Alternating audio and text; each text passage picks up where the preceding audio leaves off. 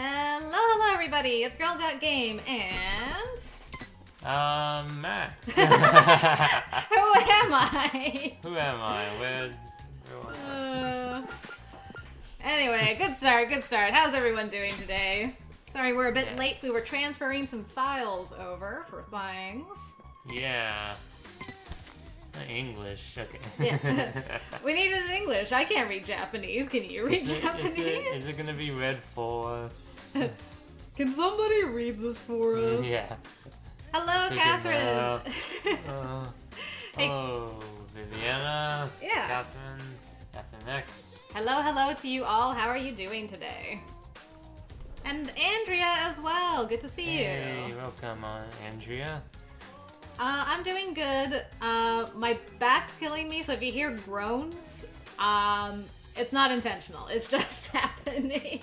For the first time ever, Ollie's in control of the game. Yeah, because it's just reading. Because we're just going to be reading this time. Yep. And Z, hello to you. It's so nice to see you. Hey, hello there, Z. Thank you so much for joining us today. It's been ages. It's lovely to see you. Anyway, yes, so we are doing a short novel. 5 chapters. Okay. There's also a voice for why? That was the English. Oh, okay. Yeah. That's why I double-checked that. And Yuli says hello as well. Thank you for passing that on, Andrea. Hopefully we'll see him in a little bit.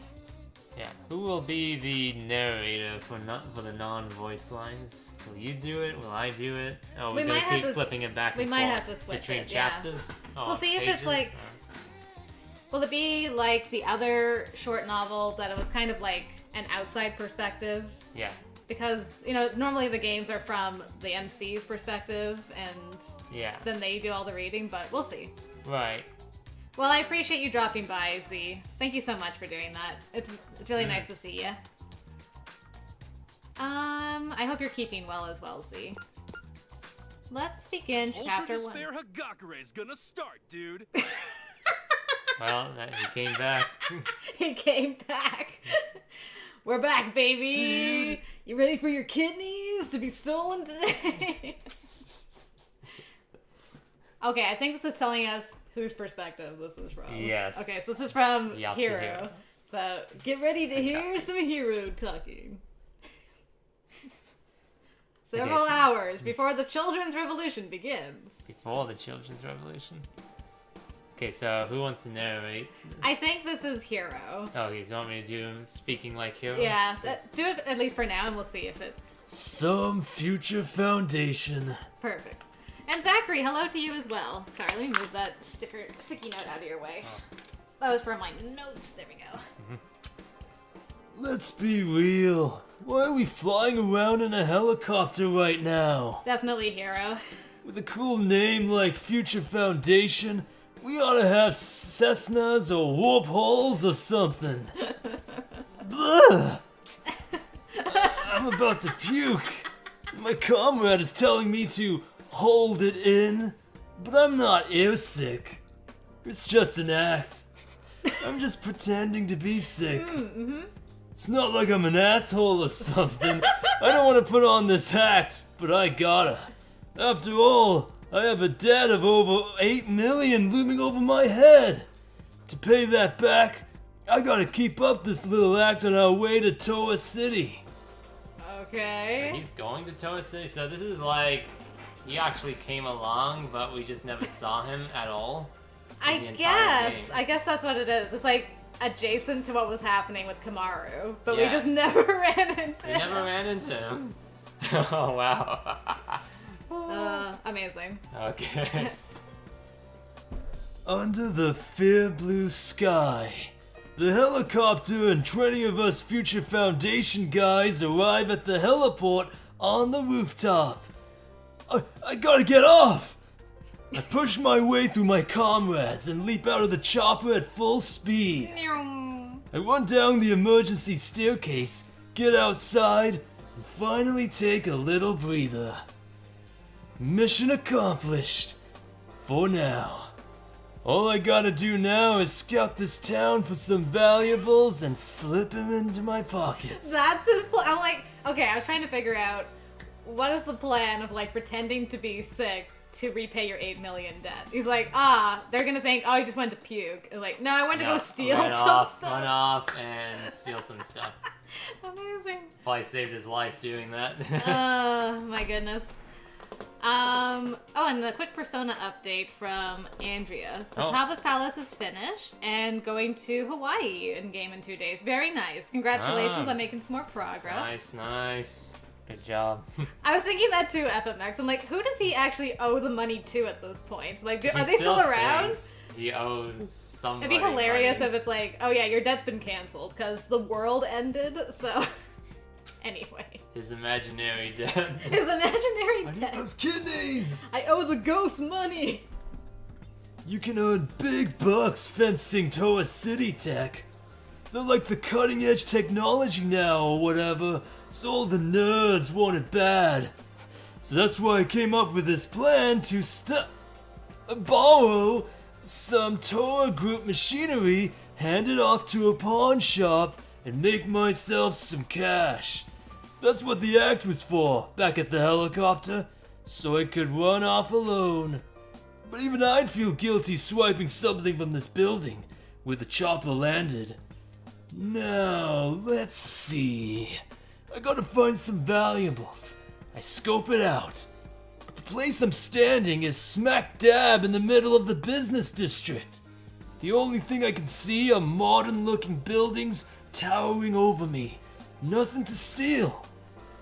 A wise man keeps some of his talents in reserve. Us, they say. I feel like I said that wrong, but whatever. It's not like anyone's listening. Well, about that. Yeah. Okay, no worries, Z. Thank you again for popping in. Sure. Love yourself as well. And take care. Have a good day. Yeah, see you, Z. And Andrea is 56 hours in. Nice. I think I'm over 300 now. Yeah, into Persona 5. Yeah, I think I'm over 300. It's over 300. This is the weekend in the business district, so there's no sign of anyone around. Just winging it now, I stroll through the business district to try to find me some goods. As I slip into the alley, I suddenly find something that catches my eye. It's shaped like a payphone. What the hell is this? A glass rectangular thing. Nothing's inside. Modern art or something? Nah, can't be. I heard about this in some kind of pamphlet. Something like 80% of stuff on street corners in Toa City are mechanical components. This has got to be some kind of high-tech machinery, probably worth big bucks. I choose you, my first catch. Nice. I'll just borrow this and use it as a down payment on my debt. Well, actually, this thing is the size of a payphone. I don't think it'll fit in my pocket. Really? But I can't just give up. I try to pick up the machine like I'm trying to give it a piggyback ride. A warning sound rings out, like the siren of a police car. The noise stabs my ears harshly, as if trying to alert me of danger. Oh, wait. This isn't a danger alarm. This is a theft prevention buzzer. They think I'm a burglar. I mean, if the shoe fits. Yeah. I was just gonna borrow. I wasn't stealing, I was borrowing. Don't worry about it. Zach said he was going to regale us the tale of what Lace and he dubbed Christmas Tree Man from the concert while Max was running through the game, but forgot we were doing this nonsense first. Oh. Okay. Well, hold on. We don't know how long the chapters are, so we might actually still get to playing through the game later. Hopefully we get to hear the story. I want to hear the story about Christmas Tree Man. Yeah. What is this? Why is this giving me more trauma than what happens in the main game? Because it's Hero, that's why. Yeah. No, it's not like that. I just wanted to borrow it for a bit for some money, man. That's the moment I realize I'm explaining myself to nobody. But on the other side of the street, about 65 feet ahead. That's very specific. Yes. I see Monokuma. Monokuma's red eye lights up and he sprints at me. Huh? What the fuck? Does he think I'm a thief or something? Is he here to lock me up? Or maybe he's trying to start up the second round of the school killing incident. No way. Both are bullshit. I mean, right? Right? Monokuma can't really be running at me right now in the first place. This has gotta be some kind of trick, like an illusion or something. Ah, I get it. If it's a trick, nothing I can do about it, I guess. I close my eyes, clear my head, and open them one more time to confirm my suspicions. Huh? The view didn't change one bit! Monokuma and his red blinking eye are still charging at me! I really want to know what saves him in this moment, because he's just like, it's an illusion. And then, shling. Monokuma crossed the road, came into the alley, and it's just a few feet from my face. Why does it have to be Monokuma? Sliding his sharp claws out from his hands. This is a really slow Monokuma. Yes, I know. It's very true. It's true. And thank you, Viviana. Yeah, I'm trying to do hot water bottles on my back and stuff to relieve it. Huh? That kind of makes it look like he's trying to kill me. It's not impossible. Impossible! I gotta get out of this possibility, man! But my worst memory crosses my mind, and my body freezes up. Cold sweat drips from my entire body. I can feel the blood leave my face. Monokuma is coming closer, but my body won't move. Hey, wait! I'm sure we can talk this out! Monokuma doesn't say anything back. He's still coming at me, and fast. I don't know if it's fast. I don't know. If I don't run, I'm gonna die. No, even if I run, he's already closed so much distance. Now, right before my eyes, Monokuma's claws shine like the devil, sharp till the end. I'm a dead man. As I feel despair set in, I let out a gasp. The atmosphere vibrates. I feel my jaw tremble, and every bit of stubble. As if my skull has ruptured, the sound of an explosion thunders out. Hesitantly, I open my eyes. Huh? The wreckage of a Monokuma is scattered around my feet, like it exploded from the inside out. Truly a pitiful sight to behold. Did he see you several football fields away? I know. It was 65 feet. 65 feet. Exactly 65 feet, alright? The speed of a snake. He was just waddling very slowly. Why did it self-destruct? No, but really, why? Idiot, what are you doing? It's not safe here. Oh no, it's another voice. Might be Byakuya? Might be. Could be. I can't tell. I'll just do Byakuya's voice. Sure. Idiot, what are you doing? It's not safe here. I hear a voice from behind me and quickly turn around. Okay, no, it's a high school girl. Oh, the high school girl. So, who is it then? Is that supposed to be Hina? Well, he would have just said it was Hina, because he knows who Hina is. Yeah, I feel like they're gonna reveal it in the next sentence. So, is he the Toko? Oh, Hina, but it might be Toko more so. Yeah. Either way, I'll just keep going on. Sure, yeah. It's not like we know this ahead of time, right, so just guessing. We'll find out. Komaru? You think this takes place after? I mean, maybe he came in because after. They did say this was 6 hours before the children attacked. Oh, right, this is before the game, not... Yeah, so Komaru would still be locked up in the building. Good call on that. Yeah. But it probably wouldn't be Toko either, because I think Toko came in after the fact, after Byakuya had left. This sounds like Hiro I almost feel like Toko was with the group at the whole time, but she kind of split off from them. Oh. And then I thought she said she like hid a board. Oh yeah, she hid it on board, but she wasn't with them when they went to go get Komaru. Yeah. Yeah, but then Nagito intercepted her and they negotiated after the fact. Right. Okay. I mean, it could be Toko, could be a new character that we don't even know. Okay, anyways, I'll just keep going and we'll see who this is. A high school girl in a uniform and a blazer is standing in front of me. Chestnut hair in a bob, big round eyes, super cute. But minus points for having the fashionista thick makeup look. Wait a minute, what's that? In this girl's hand is a hacking gun made by Future Foundation. Is this high schooler also from Future Foundation? Nah, couldn't be. I've never seen her before. Then how did she get that gun? Paying my confused expression no mind, she grabs my hand and pulls, skirt fluttering. Why are you noticing that? Right, so this is neither character then, right? Because he doesn't recognize who this person is. Yeah. So... New person? New person... Maybe they'll have a picture at some point. I mean, we got a lot of photos, but then why do they have the hacking gun if they're not from Future Foundation? Right. Good point.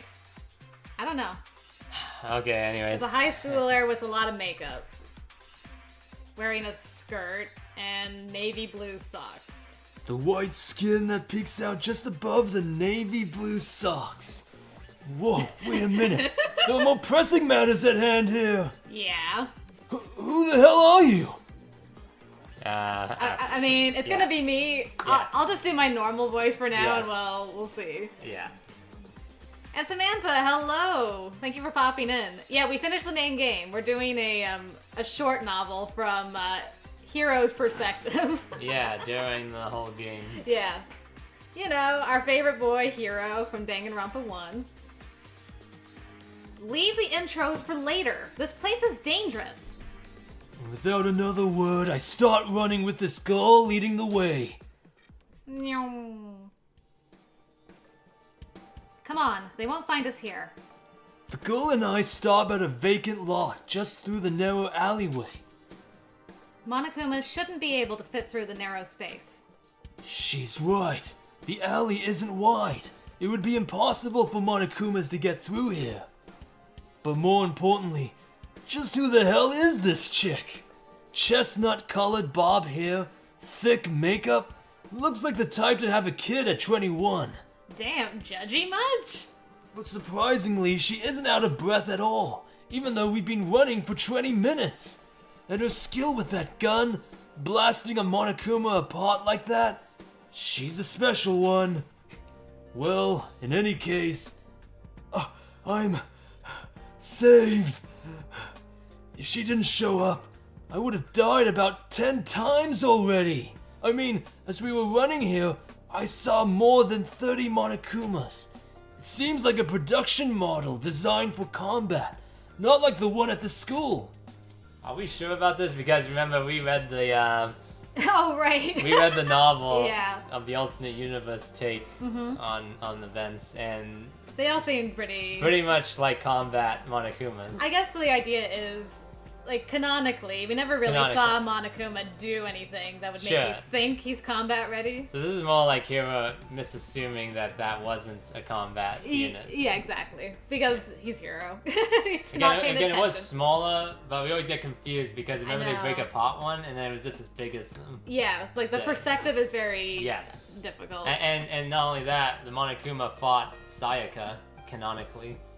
That's true. Yeah, I Hiro guess he didn't did not actually witness see it, it, yeah. so he Yeah. probably didn't believe So Makoto. weird line to put into this, like he's Yeah. like trying to assume things, but But that is Hiro. Hiro Yeah. just like doesn't pay attention to stuff.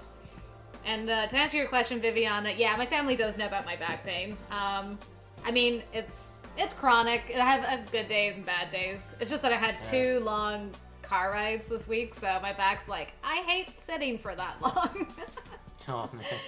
But it's fine. I'll go for walks and it'll like ease itself. I have back stretches I can do and stuff, so it'll be all good. I saw bodies. Great line I to saw start again. bodies stacked up in the streets.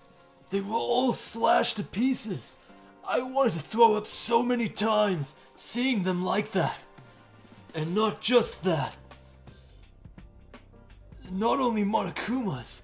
What's with these kids?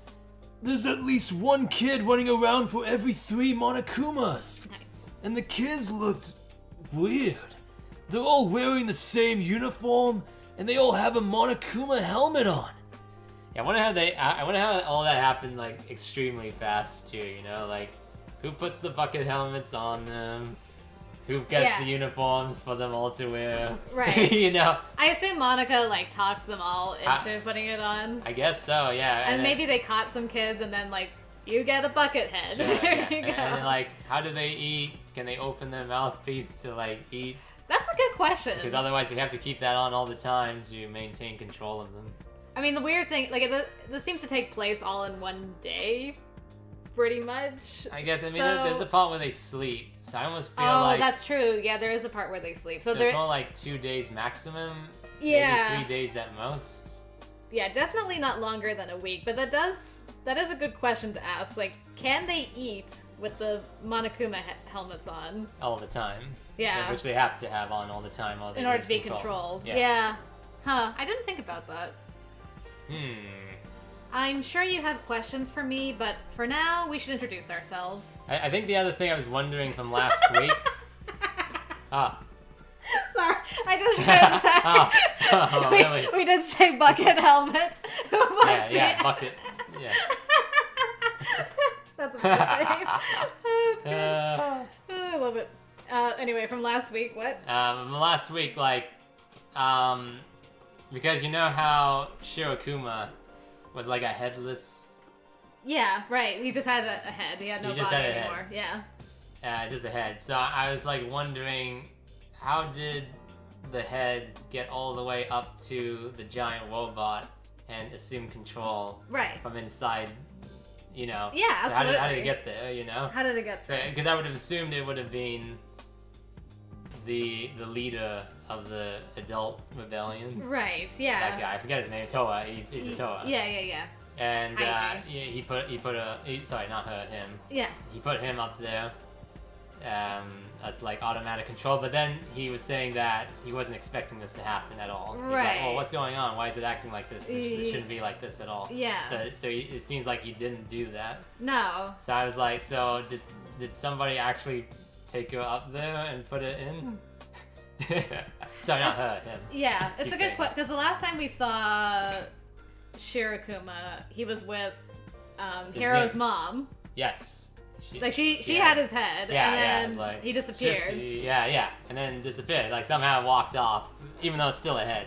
Oh, actually, that's a good idea. Hajime? You think Hajime took the head and put it up there? That actually would make sense. Mm-hmm. Yeah, I could actually see that. That would make a lot of sense.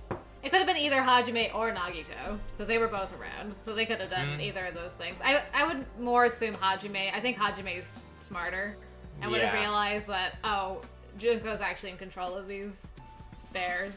Yeah, because he came for them, right? Yeah, whereas I don't think Nagito... He came for the AIs, like both the of chips, them, yeah. and they were in separate Monokumas. Why they got put into 2 separate ones, I don't really know the reason for that, but, you know. Because Junko has so many different personalities, one AI chip cannot contain and so it. who created the AI? I guess it was Monaca created the AI? Yeah, I think Seems like that is the case. But then she acting like she's not actually alive, you know? Yeah, I don't know if it was Monaca. It could have been. We still gotta watch the anime a bit, right? That's so true. Maybe there'll be some more explanation for that. It could be. It could be. Anyways, we were going off on a tangent. Yeah. Talking about the main story ending, but that's okay because there is still a lot of questions. Yes. Yeah. Okay. I think I read that. But I'll just do it again. Yeah. Okay. Yeah. Sure. I'm sure you have questions for me, but for now, we should introduce ourselves. Yeah, right. Totally. It's true, she did save me and all. But until I find out more about this girl, I can't be so quick to trust her. Let's start with me. Name's Yasuhiro Hagakure. I'm a sexy 20-something guy. 20-something. 20-something. I don't know my age anymore. I mean, I guess that's true. Okay, we have a partial voice acting. Huh? 20-something? How old are you?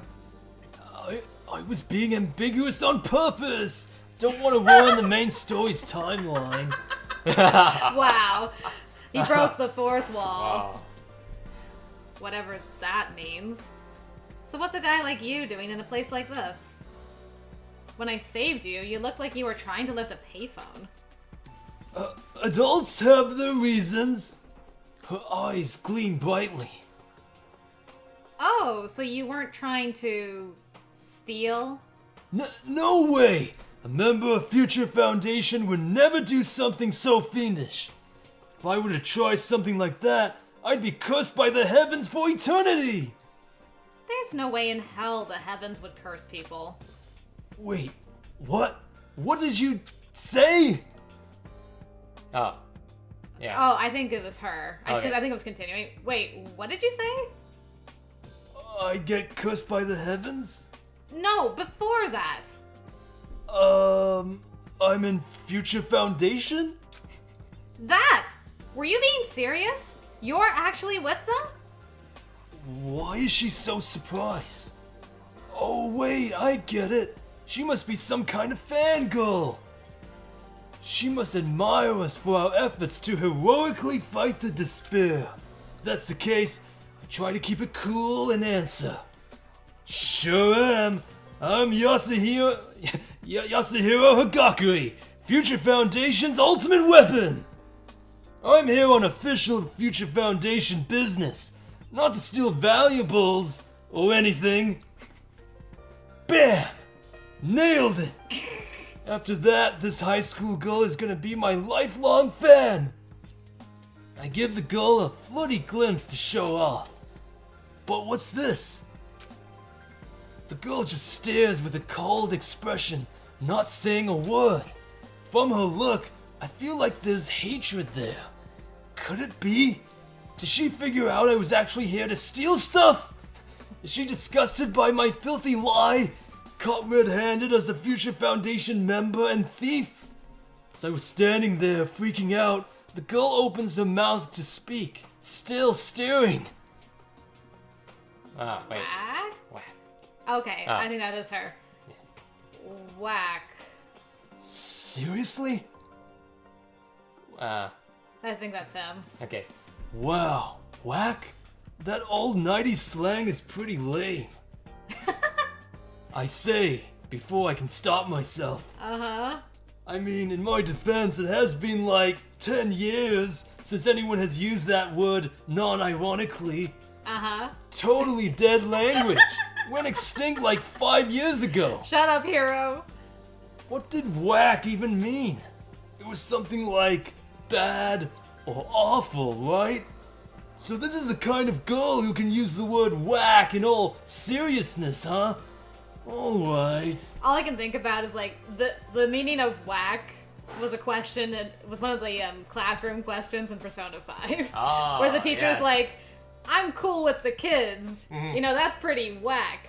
By the way, do you know where whack comes from? It was like thief cadence for blah blah blah blah blah." Blah, blah, That's blah. all I'm thinking about right Wow. now. As I'm thinking about this, the girl locks her eyes onto me. They start filling with tears. Tears lined her long eyelashes. The droplets look like they would fall off with just one more blink. Huh? Why is she gonna cry? Maybe because you're a jerk? Sorry, I didn't mean it. Whack isn't such a lame word. This girl's physical skills are no joke. I'm not in the mood to get a roundhouse kick to the face like in some romance anime, so I apologize. I lower my head, bowing a full 90 degrees. I'm terribly sorry. But she just shakes her head. No, it's not that. Then, why are you about to cry? Like, what?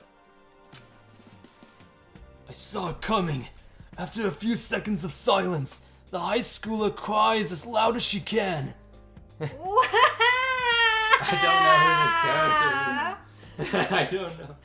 Okay, what the hell is going on here? I know, like, who is this person? I can't just leave this girl alone and not take her back to the helicopter with me. Besides, with Monokumas stalking the place, I can't make it back by myself. I just waited, standing up straight now, for the girl to stop crying. After a solid 10 minutes, the girl calmed down, sniffling. Damn, that's a long cry. Sorry. I'm alright now. Just what in the world is going on inside you, girl? I kinda wanna just straight up ask her, but I don't wanna step on a landmine again. I hold my thoughts back. Okay, so he's asking for her name. Her name. Anyway, you still haven't told me your name. Who are you? If you saved me from that Monokuma, I know you can't be a bad guy. Like her bawling just a second ago was an act, she answers as if nothing happened. Okay. Huh, Nakajima. Nakajima. That sounds familiar. Does it? Yeah? Nakajima. I don't know. It's related to some other character? I don't know. I need to type in Nakajima Danganronpa. Alright, I'm doing it. Nakajima. Oh, Zachary said his theory was wrong. That's too bad. Okay, he thought it was somebody, okay. Let me look up the Nakajima. Hey, Macarena. I mean Nakajima. Nakajima. Danganronpa. No, that's the only person that exists, huh? Yeah. Okay. But I got a picture of her. You got a picture of what she looks like, huh? That's okay. a very tiny picture. Wow, what the heck? No, Why is they're it all so small. You have to go into images, I guess, Okay. because it's not gonna enlarge. Okay. So it's this character here. Yeah. Okay. Okay. Could have given us a photo.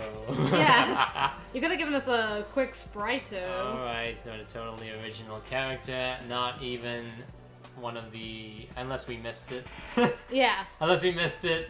One of the postcards. Oh, yeah, about yeah. hunted ultimates. But it doesn't seem like she's related to anybody prior to this. Or any of the other unless Danganronpa games. Yeah, unless she just has a different name. Gun. Yeah. I was also thinking she was acting like Hiyoko, but then because of the wah. Yeah, Hiyoko, the little one. Yeah. You think because this is still a prequel to the Danganronpa 2, so that means that they were still roaming about. Yeah, right? but it isn't her. Yeah, I was thinking it was either her or the photographer girl, but oh, Mahiru. yeah, because it said bob cut.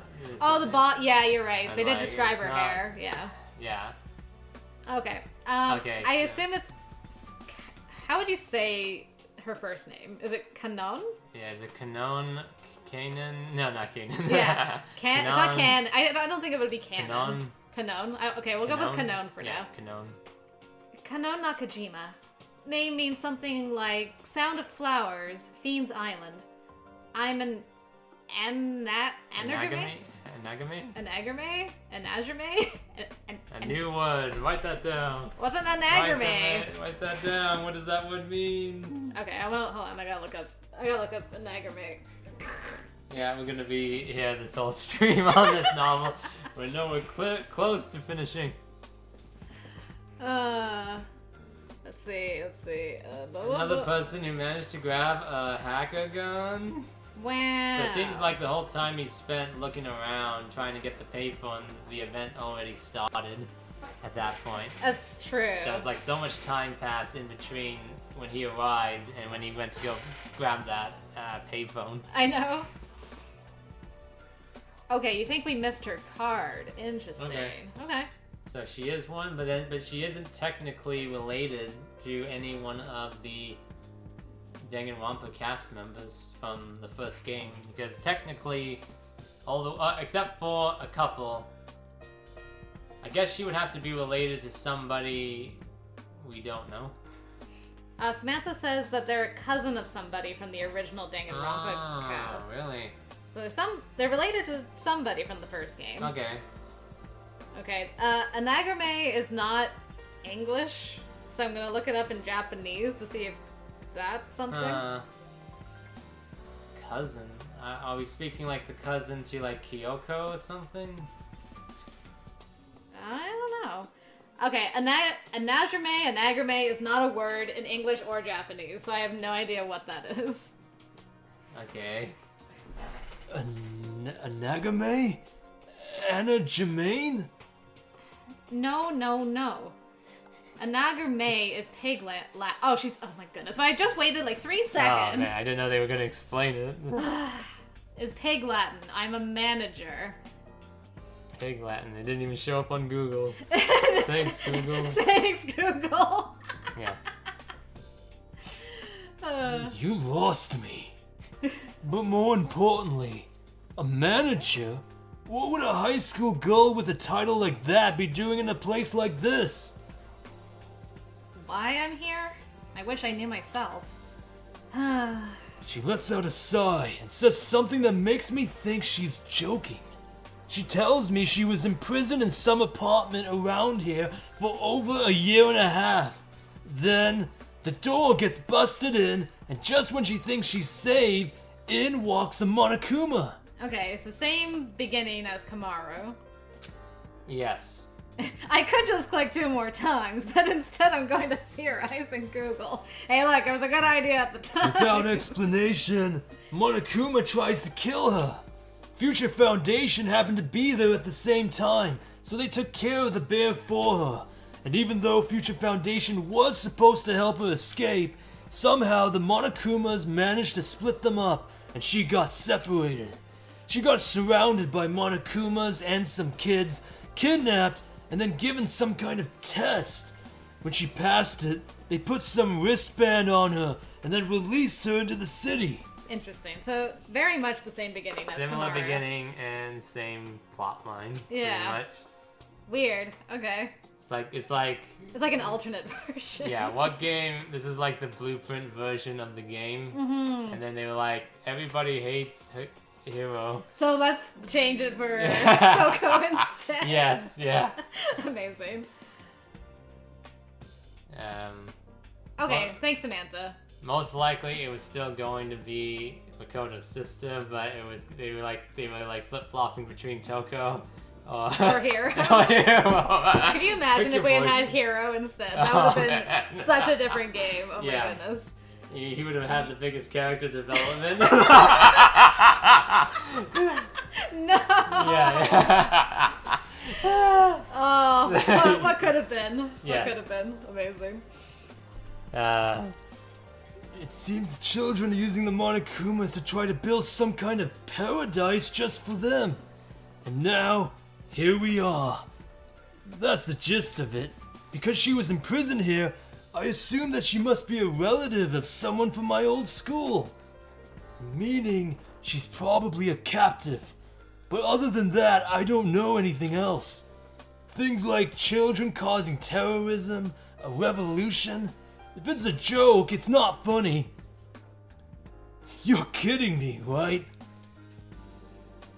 Zachary said, I'd have voted for the series cancellation if it was Hero the whole game. Same. Oh my goodness. Mm-hmm. Do I look like I'm jerking you around? What was it? Kanone. Kanone, okay. Kanone looks at me with unwavering eyes. The way she looks, she gives off a very 90s, out-of-place vibe. But I don't see anything that makes me think she's not dead serious. Then how did you get that hacking gun? I borrowed it from a Future Foundation agent who was killed. Killed? You can't be serious. I'm not kidding. I told you. I got separated from the others when the Monokumas attacked. I didn't know they got killed.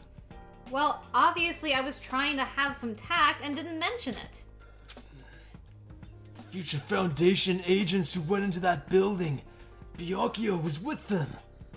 I wonder if he's safe. And hey, you're also from Future Foundation, right? Why weren't you with the others? Oh, I am in a reserve squad. A reserve squad?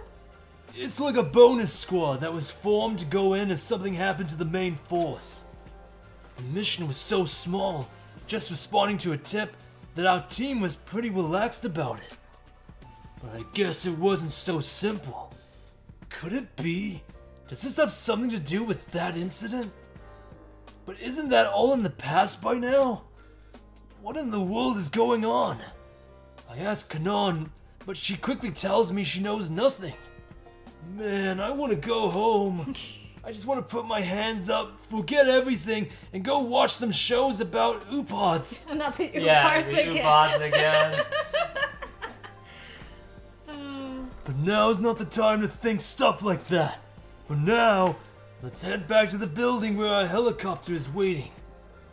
I may have just been saved by some random high school girl, but I'm still Future Foundation, 14th branch, Yasuhiro Hagakure. I can't be the comic relief side character forever. Oh no, hey. I'm gonna have my character development. Yes.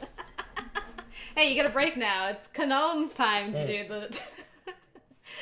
I don't know what she sounds like, but she sounds like me. That's my headcanon.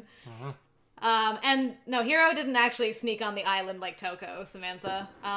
He actually was supposed to be there, but he was pretending to be airsick so that he could go steal stuff on the island. That's why he wasn't with the main force. Oh no. It's the piano! Oh no! And now she loves light novels like the other one likes manga. Oh my goodness. They're like sisters. I love light novels. Not the ones that have like an interesting perspective or a deep plot. I like the ones where the main character gets romantically involved with his sister. This is what Toko is going on about the whole time. I don't headcanon she has my voice anymore. I can't escape. It won't let me leave. Harem stuff, you know. Should have been the one to go pair up with Toko. Maybe she can find them afterwards. Change the voice quick. It's too late. It's been established. I can't leave. It's what's her face all over again. I've actually blocked out her name. It started with a Y. My goodness. I actually forgot Taisho Alice's main character. What's her name? I think Yakuza, and it's not Yakuza. Yakuza. Yakuza. It starts with a Y. The name escapes me. Something Arusa. Eureka, thank you, that's the one. It's like Eureka all over again. I blocked her out. And now she's back. Anyway. This is why the sad piano's playing. But it's not like I'm super nerdy about it or anything, like a heroine from one of those novels. I might not look like it, but I know a lot about anime and manga and stuff. Aren't I cute? What the heck? Well, it's not quite like that either. I think I just like to see a part of myself in the heroines that show up in light novels. I admire the worldview that even close relatives can tie the knot as long as there's love. Close relatives. Oh, it's Leon! Okay, that's who she's related to. She's related to Leon, cousin of Leon. Do you think that notebook we found that was just Big Brother Leon over and over was from her? Oh, most likely. Yeah, you remember that, huh? Yeah. I went through all the stuff for the collectibles. So I had to like check stuff and I'm like, oh yeah, the Big Brother Leon one was weird. And I'm like, oh, maybe this is her notebook that we found. Oh no. Okay, so it's her cousin. She's in love with her cousin. Gotcha. I'm okay, Viviana. I'm just a bit tired today. Yeah. She's Leon's disgusting cousin. Great. I'm doing good, Viviana, thanks. I like Big Brother Leon. I love Big Brother Leon. Everything I do is for the sake of Big Brother Leon. Well, I call him Big Brother, but it's not like he and I are actually siblings. We're just cousins. My dad is the younger brother of Leon's dad. So it's that kind of relationship. So Leon doesn't really see me as a woman. Leon never brought you up. Yeah, I hate to tell you this, but Leon never mentioned you. Oh, this is Leon. Well. Yeah. Okay, yeah. Okay. Man, I can't remember his voice. Yeah, anyway. How can I put this? You always call me Big Brother. And to me, you're just my little sister. So we can't... Okay, so who's speaking It now? is Leon. Okay, still Leon. Yeah. So we can't have that kind of relationship. But we can! As long as there's love, it doesn't matter. There's no law against it either. Like I said, it's not like that. Even if it's okay law-wise, it's not gonna happen. Like, if you kill a dog, the law says that that's property damage. But a dog's more than property. What I'm trying to say is that the law isn't always right, you know? But... I mean, hell, right now my plan is to get a band together and get a lot of groupies, so I can't... No matter how many times I try to share my love, he just dodges me and leaves me hanging. Reality isn't anything like light novels. And unfortunately, Leon was a realistic man. Thank God somebody was. And Solstice, hello, good to see you. Hey, Solstice. Sorry that you're a little late, but you just missed weird light novel shenanigans. Solstice, run! Solstice, get out of here! Save yourself! So, I tried my best to keep it real. One summer, when I was in 6th grade, Leon, in 8th grade at the time, came over to my place with Uncle and picked up one of my magazines. He saw this model and couldn't stop talking about how cute she was.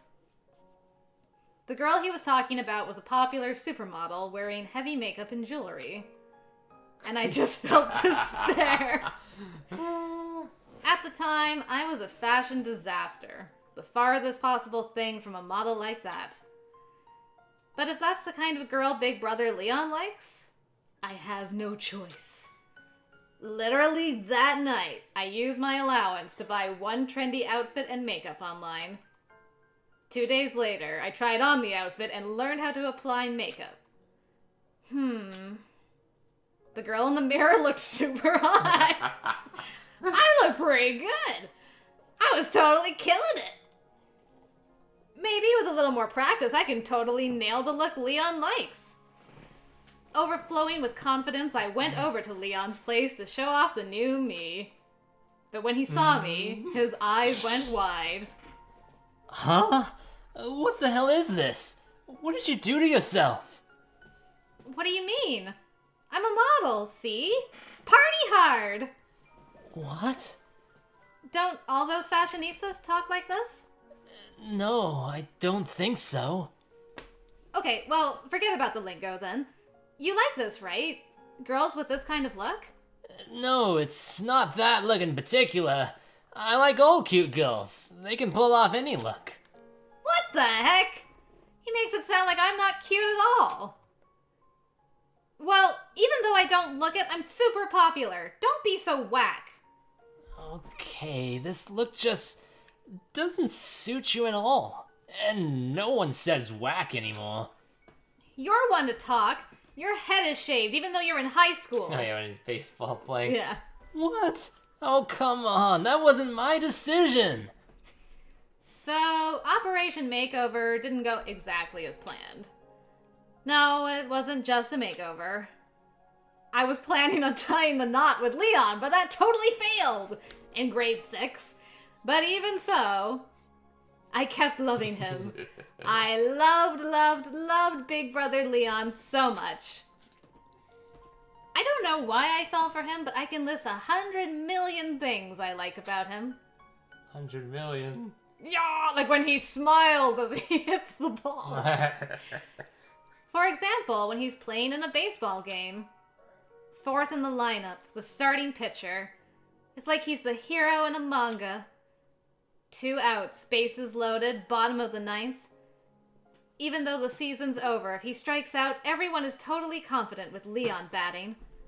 And just like everyone expected, Leon hits a grand slam, trotting around the bases like it was nothing. He was so cool, I thought I was gonna faint. Souls is like, well, now I gotta stay. You chose this, just remember. It is concerning when we have to keep coming back to Eureka comparisons. Molly, can we go back to grinding? I'm losing brain cells. Yeah. Okay. I mean, I want to go back too. I do, but completionism insists. Still in chapter 1. It's true. We're just in chapter. It's just as long as the main game. Maybe there's character development. Maybe we'll have some character development. It could happen. Yeah. Yeah. Maybe. Maybe optimism, copium, something. And that's just one thing. I can still come up with another 99,999,999 things I like about Leon. Maybe you think I'm just exaggerating, but honestly, I don't even think I'm doing him justice. So I tried to confess my love again. Well, anyway, big brother, I love you. Love, love, love you. Today and always. How many times do I have to tell you before you understand? I just don't see you that way. No! Look at me that way! Let's get married! Impossible! And I don't want to. Yes, you do! You just don't know it yet. I know you really do want to marry me. Okay, seriously, stop. How many times do I have to reject you until you get it? Ugh. Every time Leon rejected me, I cried like a little baby. But the cycle of confession and rejection continued until it became kind of routine. Oh my goodness, here we go. Who felt the need to write this? Yeah. And well, I just want to talk. Yeah. And yes, like Catherine said, there's 5 chapters, Andrea, so get comfy. I was going to put off shopping till after the stream, but I'm just gonna go shopping. Save yourself, Zachary. Hopefully when you come back, you can tell us about the Christmas tree man, and we're back to regular nonsense. Yes. Wait, what? 5? 5 chapters. We're in chapter 1. Get comfortable, as you are incomfortable. It's not impossible. We're meant to be together. Don't you see? But we're cousins. I'm sorry, no. When I cried, Leon would pat my head, but I would tell he kind of thought I was being annoying. It looked so rough, but the hand that patted my head was always so super soft and warm. Yeah. Every time he pat my head, I just liked him even more. Leon and I are 2 years apart. I first confessed to him when I was 6. And now, at 15, I've confessed to him a total of 3,909 times. 3,909 fights, 3,909 TKOs. My love did not come true. Oh, now we're in chapter 2. Okay, it just automatically sends us to chapter 2. Are we done for... Are we safe? I can't believe I'm actually happy to go back to Hero. Yeah. The windows are dyed with a hellish orange. I can see the steel building slowly changing shape. The short sound of an explosion like a vacuum tube bursting breaks out. The building where the helicopter landed was roaring and burning. Burning and burning. And burning. The scene doesn't even look real. Children and Monokumas are holding hands, dancing and singing around it like a campfire. No 2 ways about it. They must have set fire to the whole building. Kanon and I watched from the shadows, about 65 feet away. What is it with you and 65 feet? I don't know. What is the significance of 65 feet? You've got to be kidding me. I sure hope this is just a joke. But it wasn't a dream or illusion. The flames reach all the way to the top floor. And are my comrades safe? Oh, that's right. I remember my cell phone inside my suit pocket. I have to call them to make sure they're okay. But there's no reception. So I take out the compact communicator Future Foundation uses, but that's no good either. Something's blocking the radio waves? Are you sure? Not completely. But there's no other explanation. Kanon doesn't seem worried about this at all. I know they weren't her friends, but still, I can't share her lighthearted optimism. I collapse on my knees. What am I supposed to do? Can't use the helicopter, can't call anyone. At this point, I'm just a sitting duck, waiting for Monokumas to come and kill me. Okay, it's probably her. Yeah. Thank you, Solstice, by the way. Pretending to be the character while reading helps a lot with reading the disturbing stuff, because it's like, I'm just taking myself out of it. I'm just like, it's just words on a page, so whatever. Yeah. If it's complete insanity, just lean into it as much as possible, because you might as well just go full on down the rabbit hole. The sun's going down. Why don't we find a safe place to spend the night for now? Does a place like that even exist? I stood up, and Kanon readied the hacking gun hanging from her waist. I'll make it safe. With this. Well, she has a point. Probably best not to be difficult with her now. The 4 Monokumas we met on the way here are just smoking bits of metal now, thanks to her. It seems her special talent is sniping. Yeah. Just like... Komaru would like to have a word with you. Relax. Just leave it to me. Let's look for a place to get some sleep. You're a good person. I'm glad I met you. Tears fill my eyes. Hey, don't cry. Come on, you're a grown man. I'm so sorry I said saying whack was lame. I already told you that was no big deal. But Andrea's actually glad Bob is bothering her. Bob, you can stay for a little bit right now. Looking for a place to bunk for the night, we head to the main street. I see a huge shopping mall with a movie theater and a sports training facility. We decide to head in that direction. The inside is dimly lit, probably because the electrical system is screwed up. The flickering lights flash on and off in the darkness. The colorful signs and goods that line the shelves appear and reappear as the light flashes. We gotta be careful moving through here. Ain't no thing. Leave it to me. And she wasn't kidding. With her remarkable skill, she handled all the Monokumas inside easily. How does the phrase go? Like she was dancing? Just what in the world are you? Huh? Didn't I tell you? Manager of a baseball team. No way a regular baseball team manager is as skilled as you. Then maybe I should have said a humble baseball team manager and stalker. Huh? Oh, come on, who cares? You hungry? Now that she mentions it, I am hungry. I haven't eaten anything since breakfast. We grab any food we can scavenge, then head to where they keep the furniture and beds. We grab a seat on some beds and talk about all the craziness we've experienced up until now. Yeah, okay. You said that Toa City ended up like this because of something the kids did, right? Yeah, something like that. Why are the kids acting like this?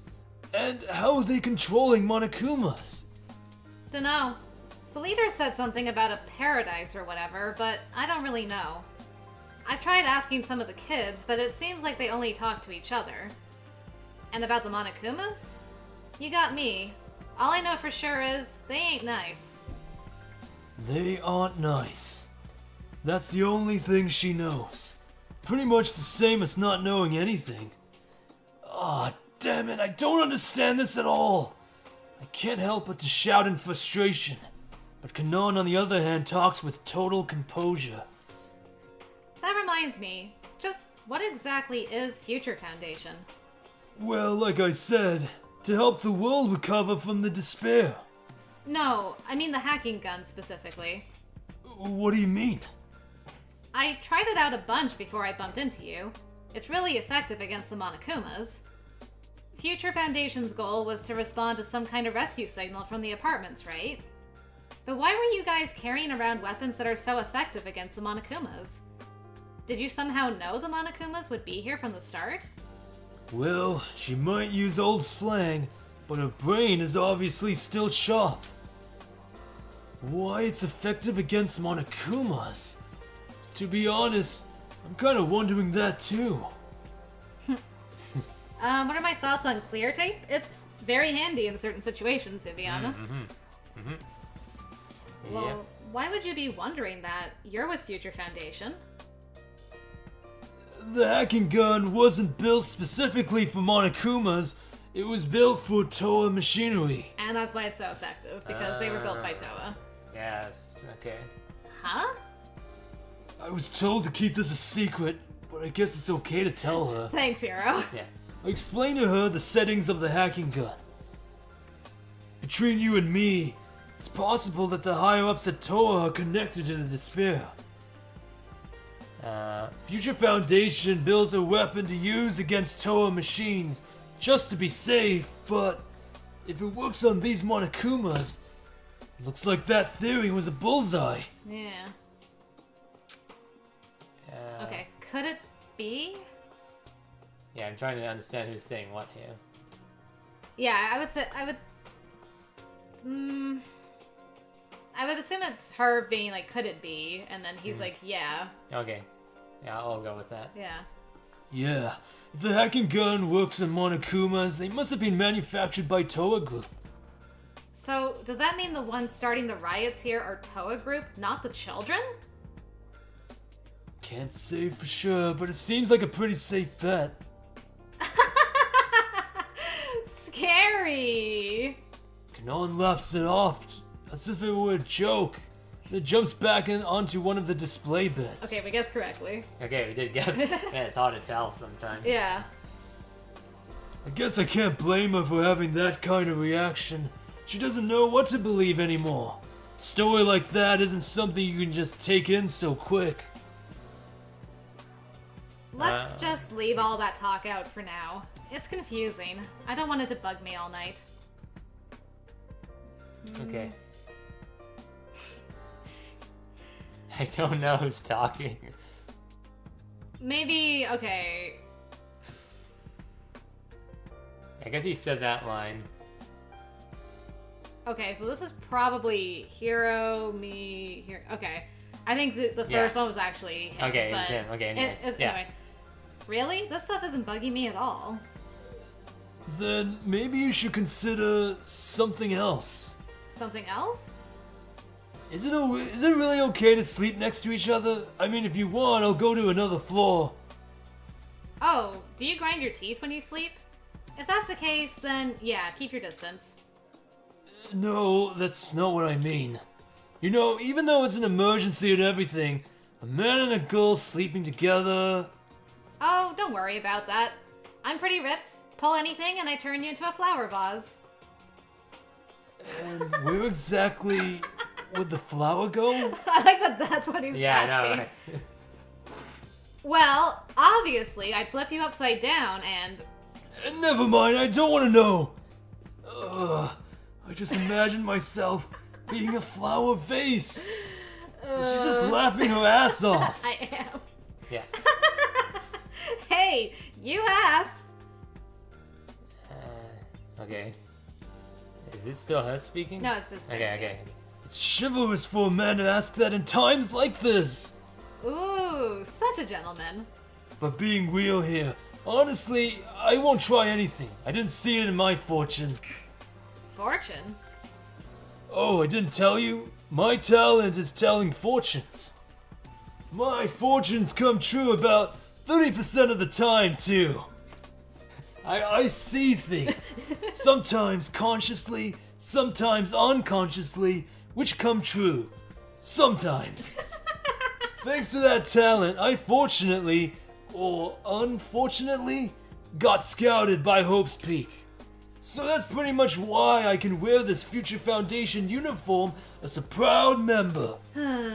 As I explain this to her, Kanon's eyes light up, and she sits up quickly. Fortune telling? You can tell fortunes?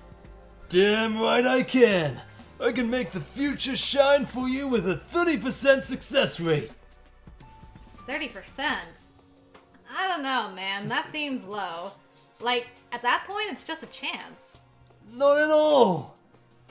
Now, maybe it is true that the success rate is low, but when it happens, it's in vivid detail. So that's not really fortune telling. That's more like predicting the future. It's frowned upon to say it like that. Aha. Well, works for me. I want to know the fortune of my future, or whatever. Just like I thought. Kanon's eyes don't lie. Girls love fortune telling. However, girls do not have money. They are not good customers. Alright. But it'll cost 100,000, no haggling. Normal customers would have turned their backs and cursed me under their breaths, but... Okay, here. Kanon places a wad of bills on the bed. She just has it on her. Huh? What? It's not enough? Count it. No, I just mean... With the speed of a purse snatcher, I grab the bills, lick my thumb, and count the cash quickly. 1, 2, 3, 4... No doubt about it. Not too much, not too little.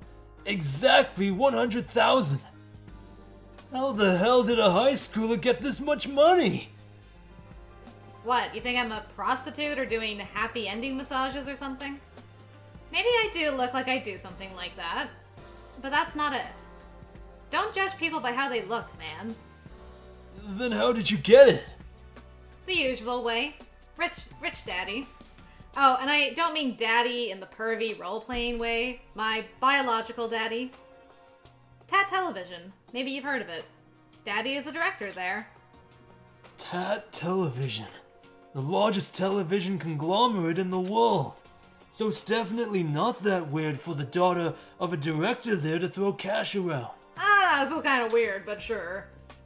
But anyway, who cares about that noise? I want to know my love fortune. Yeah, sure. I try to forget the Tat Television thing. Take my fortune-telling tools out of my pocket. I love that he brought his fortune-telling stuff I know, right? on this mission. Yes. Like, just in case I need this. Ouija board, crystal ball, tarot cards. So you really have all this stuff? Slammin'! Which one tells my fortune? Oh, it doesn't work like that. My fortune telling is based on intuition and inspiration. So then why do you carry around this stuff? And why did you take it out? Well, I bought them. Might as well use them. I'm starting to have my doubts about you. Oh, just shut up and watch. I'll lay your fortune on ya. I focus my energy, as if condensing my entire brain. I feel the energy folding, turning inside out, pushing away. I can see Kanon's future. I see Kanon sipping tea with your destined lover in a veranda overlooking a beautiful garden. And with that, I slip the wad of cash into my pocket. Now Okay, remember. yeah. Now remember, even if it turns out to be wrong, no refunds. That's fine, but And as she said that, I don't know why, but she has such a gloomy expression on her face. Are you okay? no, it's just that I think that fortune was one of the 70% that's wrong. What do you mean? You trying to pick a fight and get your money back or something? No, that's not it. Then what's wrong?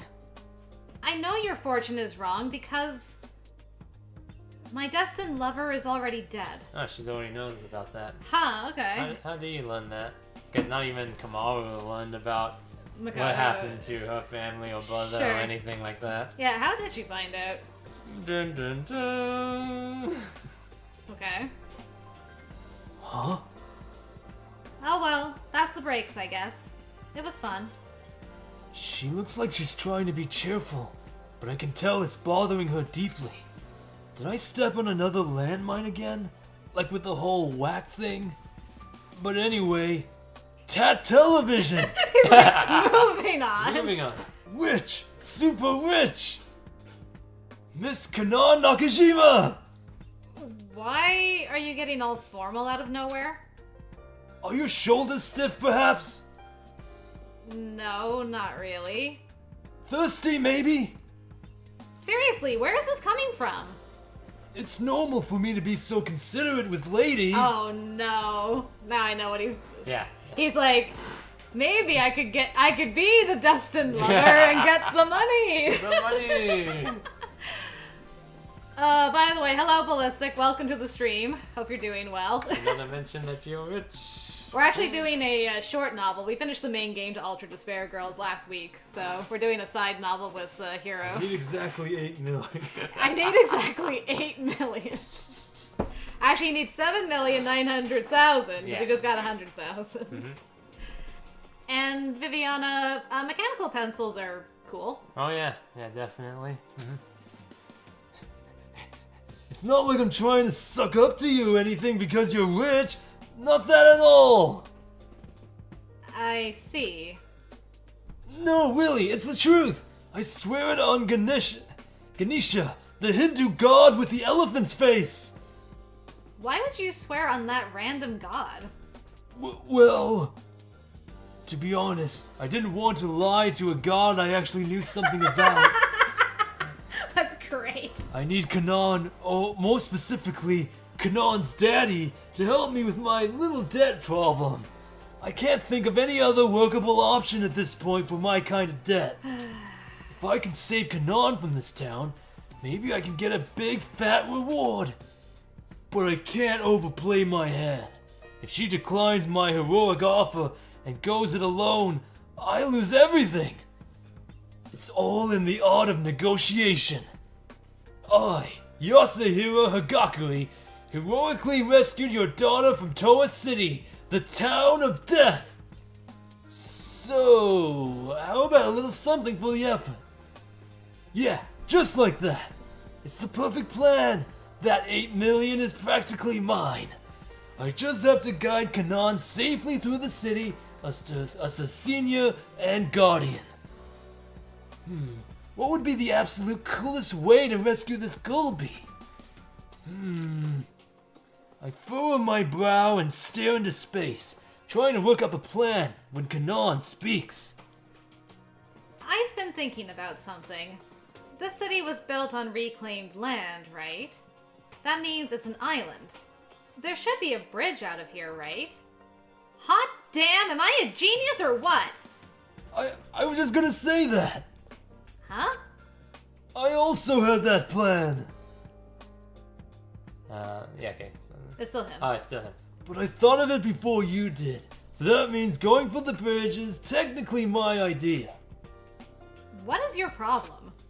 Am I wrong? No, you're right. Okay. Oh yeah, I'm sure things are gonna be alright. They should be, anyway.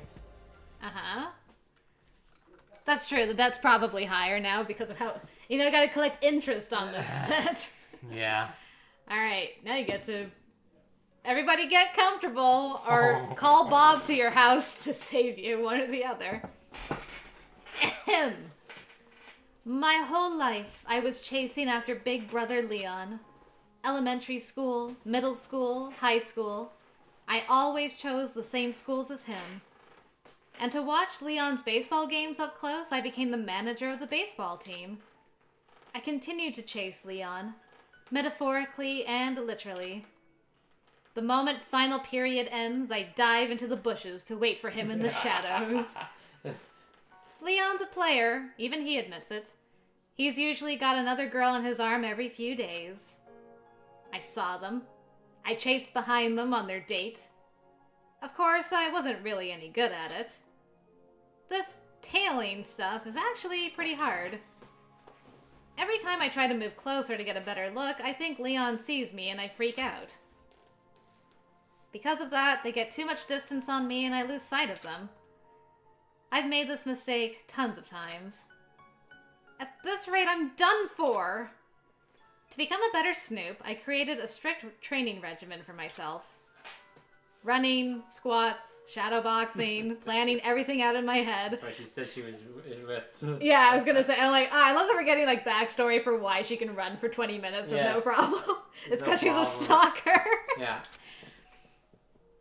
It was about half a year after I began that I was successfully able to truly blend in. I had obtained physical toughness, tougher than feral dogs. And I put my toughness to good use and tailed Leon once again. Leon holding hands with a girl, eating with her, etc., etc. I saw it all and without getting caught. It made me cry a little. I wanted to punish them, but I guess none of this was really Big Brother Leon's fault. I didn't call out to him. I didn't interrupt him. I didn't want him to hate me. So with teary eyes, I tailed Leon and his girl, feeling sorry for myself. It's not fair. I want to hold hands with Big Brother Leon. I want to go on a date with Big Brother Leon. And so I endured the agony all alone. Or so I thought. Summer, my freshman year of high school. Leon, who was staying over at my house, says something to me. I'm back. I'm back. Yeah. You've been tailing me, haven't you? I thought my heart would leap out of my mouth. I lied, trying to play it cool. No way, what are you talking about? You know what I'm talking about. Don't act like you don't. I'm finished. He hates me. I'm stalking him. It's so wrong, so gross. At least she's cognizant of this fact. And on top of that, he already thinks I'm some psycho with a brother complex. I mean, if the shoe fits. Thinking about all of this makes me cry. I know I'm... Yeah. Okay. Well, actually, I think this is him. Okay, yeah, I think it's him. Yeah. I know I'm popular. I don't really mind you doing it. But doesn't it hurt you? What? Doesn't it hurt you? Watching me go on dates. What? Big Brother Leon doesn't think I'm gross? It seems my love has not yet run its course. It sounds like he's downright concerned for me. Yeah, concerned. Yeah, that's a good word. I want to leap into Leon's arms like a frog leaps into water, but I hold myself back. Big Brother Leon cares about me, but I can't ruin the moment with a rom-com cliche like that. I try to act cool in an attempt to hide my own embarrassment. Obviously it does, but I don't want you to hate me, so I'm stopping at just tailing you. Leon picks up on my act and scratches his shaved head. That's not good for me either. You can at least put up with the tailing. No, that's not what I meant. The fact that it hurts you isn't good for me. Crap. Am I being a little too nice here? Jeez, this is... I don't know what triggered it, but... Maybe Big Brother Leon likes me. Maybe my feelings have finally reached him. Could it be? Is this the conversation where he finally confesses his feelings to me? My heart is pounding in my chest. Come on over here, Mr. Romantic. Oh no. But Leon says something that catches me off guard. Let's make a bet. A bet? What the heck? This isn't a confession of love.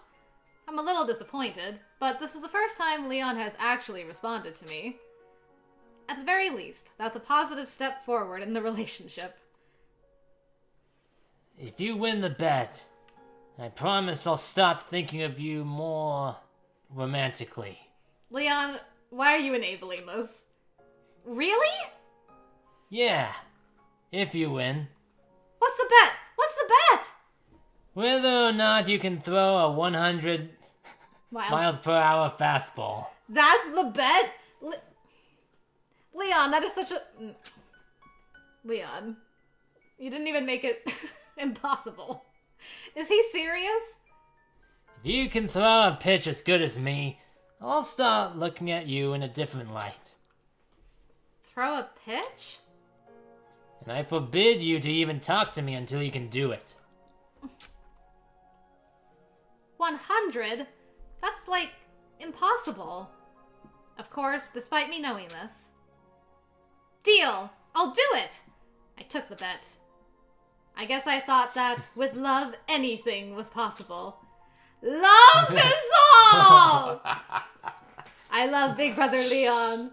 If we have the same genes, maybe this baseball test won't be impossible. That's how I saw it at first. But when I tried to actually throw a fastball, I realized how silly I was being.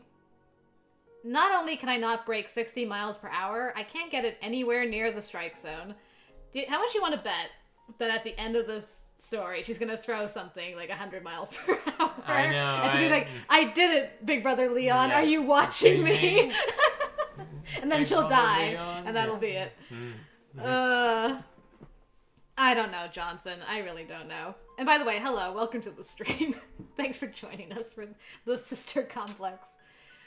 Sister-brother complex. And that's when it dawned on me. He set me up!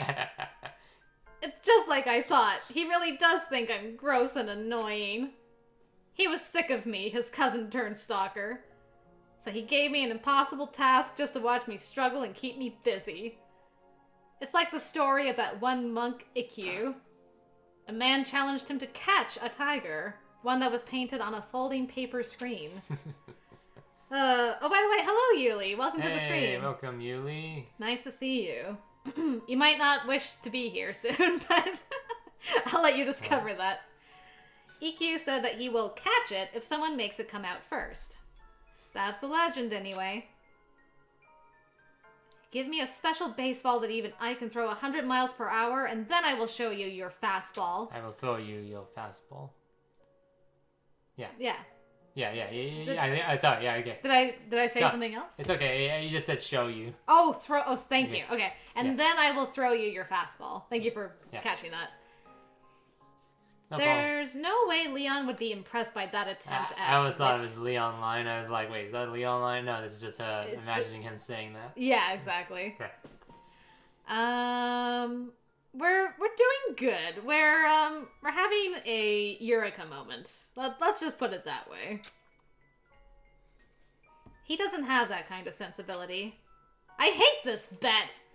I want to confront Leon, but I don't. Even if he really is doing this just to be mean, I can't help my feelings for him. If Big Brother Leon really does hate me this much, it makes me start to hate myself too.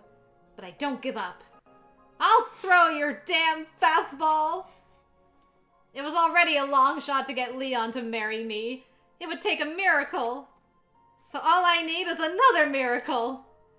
All right! Even though a part of me realizes it's impossible, I practice my pitching every day. But it didn't improve one bit. When I try to throw straight, it swerves right. And when I try to throw right, it goes left. Basically, I have no coordination at all. How did you become a baseball manager? It's just managing. I'm just mad. You don't have to be good at it. I'm positive that all the baseball talent in the entire Kawada family went into Leon. The reason why Leon is so good at baseball is because I'm so despair-inducingly awful at it. But even still, I practice every single day. I practice in the rain, in the wind. Even though I was just a manager, I practiced. Even when my classmates gave me a mean nickname, I practiced. But I still didn't improve one bit. Not one bit. Hey, chapter 3. All right. I need to use the washroom. Is that acceptable? Sure, I think we'll probably need more water. Okay. All right, we're gonna get more water. Go to the bathroom. You guys can. Would you like some music while you're waiting? You know what? Here, let's put some music on for you guys. There we go. All right, you get some Danganronpa music. 40% of the way through. 40%. Okay, we'll be right back in a few minutes, guys. Or are you gonna stay here? Yeah, I will have to leave too. Okay. So All right. I yeah, I'll be back. Okay. See you guys shortly. We'll both be back. One of us will be back sooner than the other one.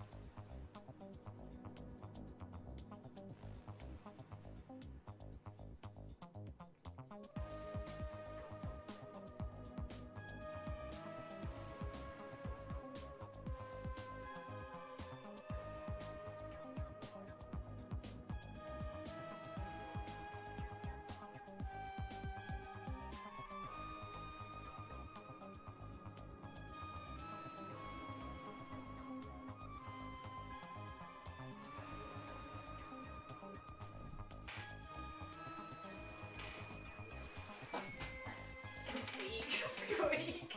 Yeah. Squeak. Oh. Okay, we're back. Yeah, Viviana. Yeah, I'm cool with a pencil case holder. Yeah. I got quite a number of them. You have a number of pencil case holders, my goodness. And Zachary's back. You just missed our second foray into Kanon's Big Brother love. We literally just jumped into chapter 3, so you're safe for a little bit. I mean, safe relatively, considering Hiro is still the other protagonist, but it's fine. Halfway through the stream. We're halfway there. Yeah. Alright, here we go. The day after we spent the night in the shopping mall, we couldn't make it to the bridge. The violence and chaos spread by the children was more intense than yesterday. The number of Monokumas looking around increased too. That slowed us down a bunch. It did allow Kanon to practice her shooting. However, the gun doesn't have infinite ammo. Maybe my comrades have dropped some, or maybe someone is placing them around on purpose. Yeah, don't forget to shoot the mono machines, guys. Yes. You get some ammo from there. But we pick up as many bullets as we can as we make our way through town. Because of all that stuff, our progress got pretty slow. We had to stop for the night. We found a video rental store and decided to take shelter there.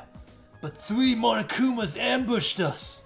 And yeah, there's multiples. We've had the second Kanon. There's probably going to be 3 more Kanon love things going on. Yeah. But it's like increasing her story as well with what happened with Leon. Mm-hmm. Leon didn't have as big of a W moment the second time around, Zachary. Let's just say that. Yeah. Whoa! I panicked so hard I thought my heart would burst, but Kanon broke them to pieces in seconds. Huh. Small fries. She jokingly blows imaginary smoke from the tip of the hacking gun. Damn, she's cool. Yeah. Oh, whoa. You weren't surprised by those Monokumas? No, I was. I might look calm, but I'm freaking out on the inside. Also, calling them that is whack. This again? Whack. This time around, I think I'll dodge the landmine. Yeah, you're right. Calling them Monokumas. Huh? Kanon tilts her head. You're not gonna comment on my lingo from a few generations ago? I don't want you to start crying again, so I'm trying to be considerate. Nah, it's fine if you make fun of it. Actually, I kind of want you to make fun of it. It reminds me of Big Brother. Yeah. Zachary's like, great, super, I'm ecstatic. Yeah. You sound it. But wouldn't you start crying? I won't. No way. Come on, bring it on. I don't know why she wants me to prod her so much, but it's pointless to argue. I tell her what she wants to hear. Saying things like whack hasn't been in style since like 2 decades ago. Kanon scoffs at me. She glares at me, turning up her palm, and then holds her fingers over it. She's egging me on. It's so friggin' lame. You're lame right down to the bone. You need to rethink your lifestyle. I may have gone a bit overboard. I was being pretty mean, but Kanon came jumping into my arms fast as a bullet. Well, this took a turn. High school girl. Her body. Right. Up against mine. Her embrace lifts me right out of all the bad vibes I had been feeling in this place.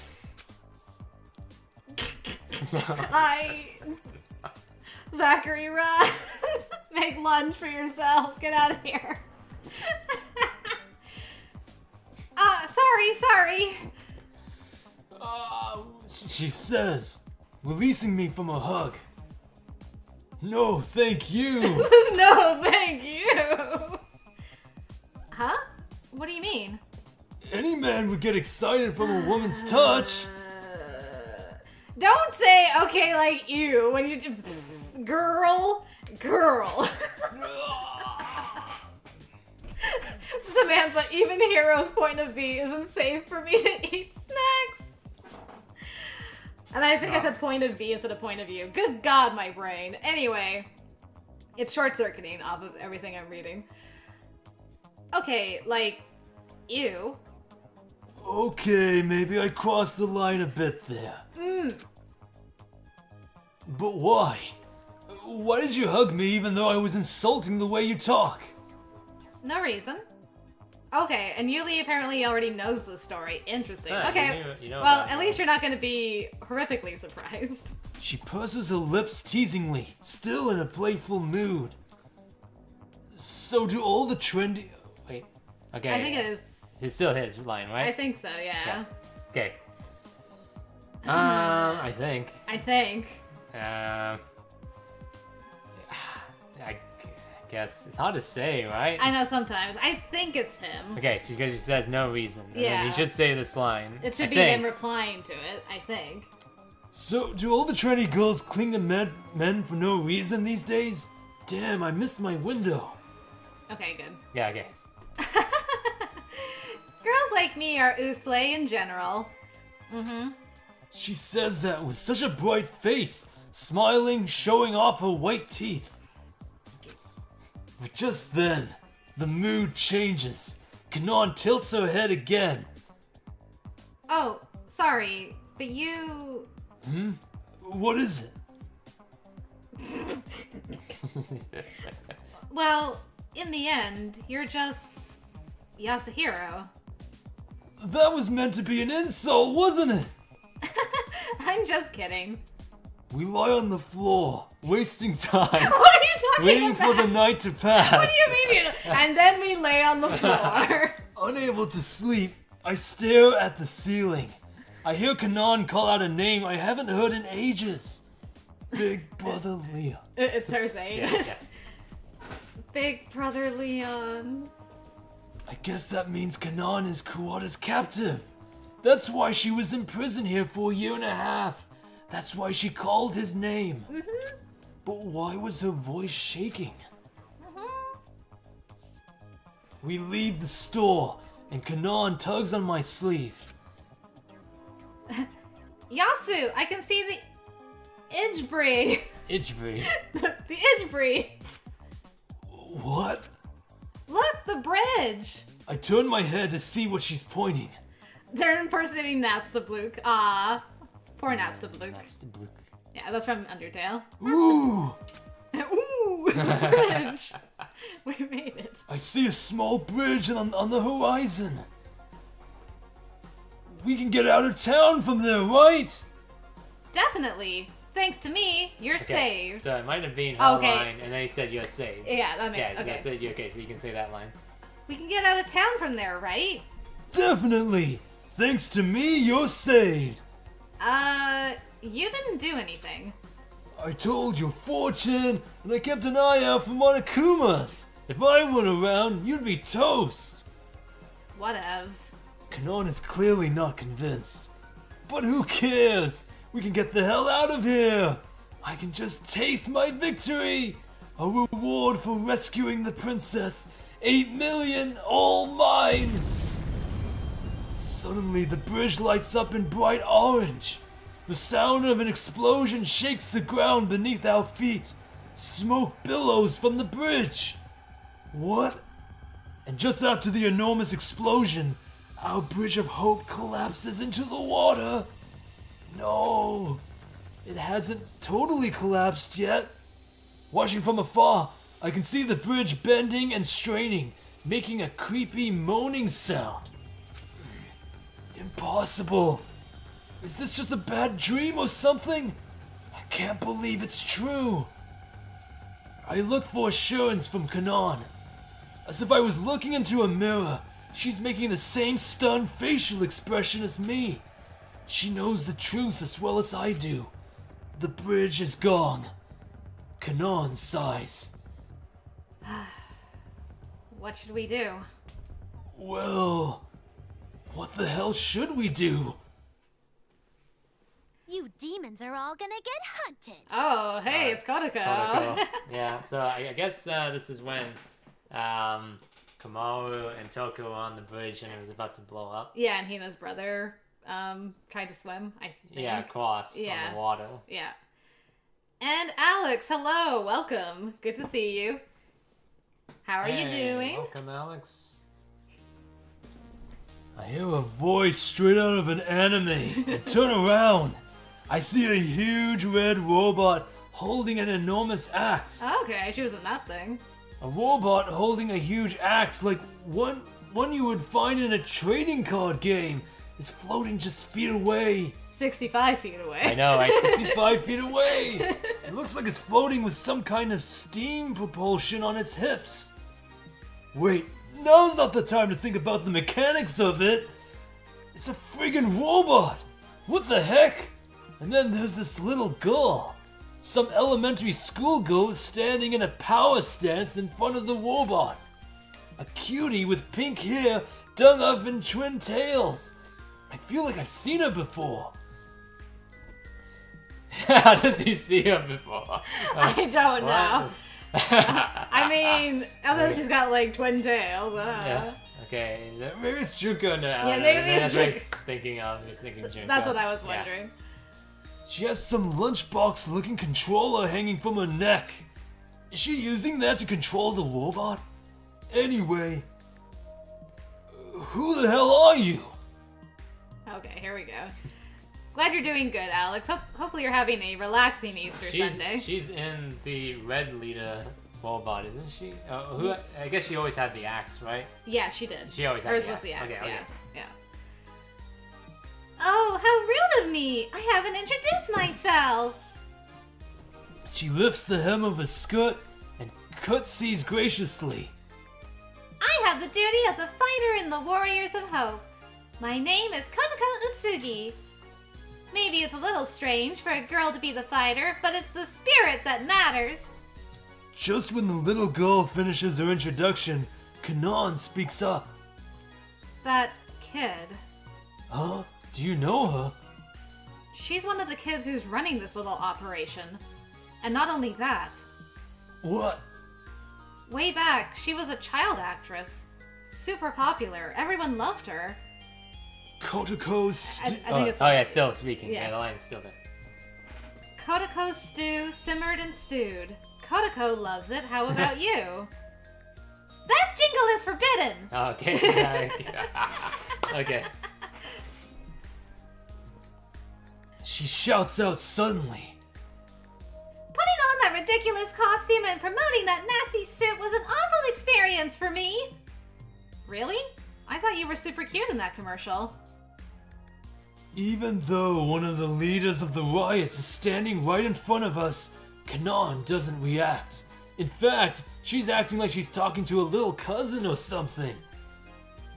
A cute little girl like you? You shouldn't have any bad memories. You should be proud of it. Well, obviously I'm adorbs, but that's not the point. I'm still not happy about it. The grade schooler pouts and huffs.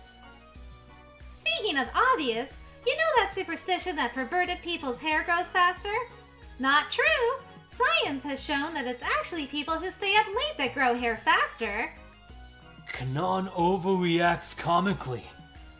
Wow! I totally didn't know that. Isn't it just the most adorbs thing ever? An adorbs enthusiast like myself would of course be into adorbs trivia as well.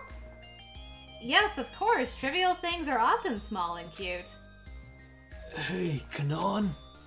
Why are you making small talk with this chick?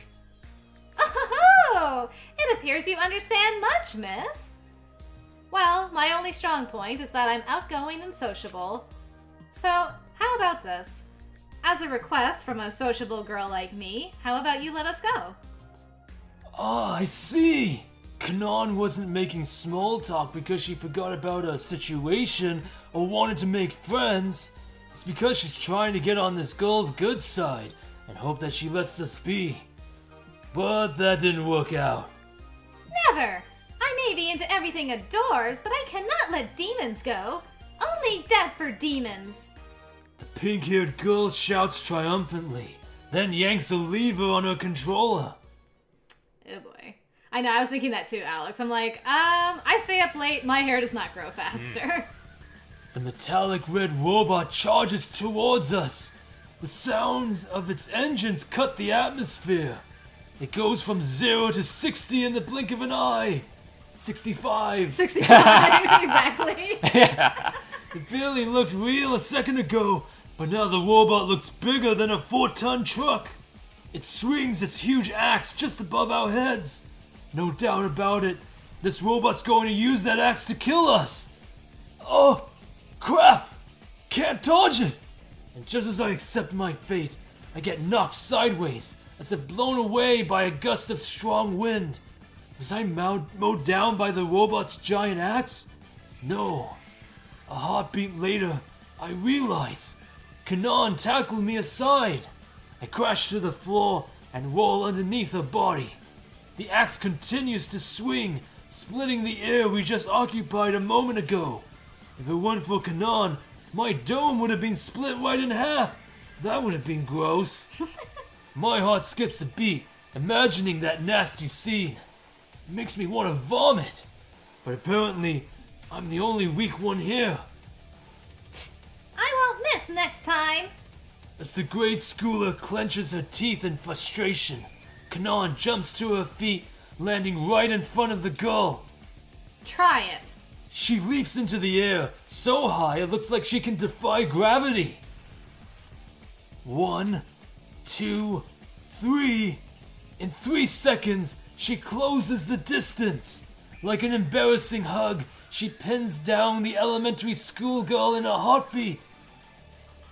You said you won't miss next time, but sorry, there won't be a next time. She grabs the controller from the pink-haired girl's hands and throws it as far as she can. Pinned down by Kanon, the other girl can't even budge. That's one way to deal with a robot. Mm-hmm. Just throw the controller away. The controller away. Heavy! Too heavy! Demons are so heavy! I'm not heavy. I'm just pinning down your arms and legs. A reversal of fortune, just like that. Awesome! Kanon pulls off the grade schooler's knee socks and ties up her arms and legs with them. Oh, wow. That's amazing. Huh. Well, that's very inventive. Yes, Yuli, what's the question? What question do you have? How do we know what the character dialogue, like who it belongs to? We don't. We're majorly guessing. We've just been lucky like 85% of the time. Yeah. But 15% of the time we've gotten it wrong. She twisted them as hard as a rope, tying her up so tightly she needed a knife to escape. Please, mercy! Untie me! If you leave me in this perverted pose, I couldn't show my face to the Warriors of Hope ever again.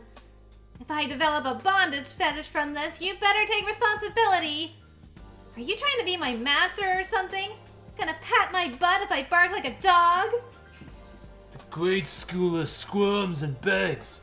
Ignoring all of the pink-haired girl's complaints, Kanon moves closer to her.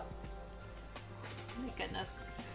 So the number 65, the reason why we're joking about it is when the story started, Yasuhiro saw a Monokuma from 65 feet away. And then, not even like 5 minutes later, there was another reference to something being 65 feet away. And we're like, what's his deal with the number 65 feet? Yeah. So every time we're like close to 60, we just round it up to 65. Yes. That's why we joked about it. Mm-hmm. Seriously, what are you thinking? If I wasn't here, that old man would be dead, you know? That old man. Yeah, you're an old man. Oh, so I guess I'm an old man now. Great. Well, you're 20-something. Still in my 20s, damn it. But it is true that I'd be dead as a doornail if Kanon weren't there. That's for sure.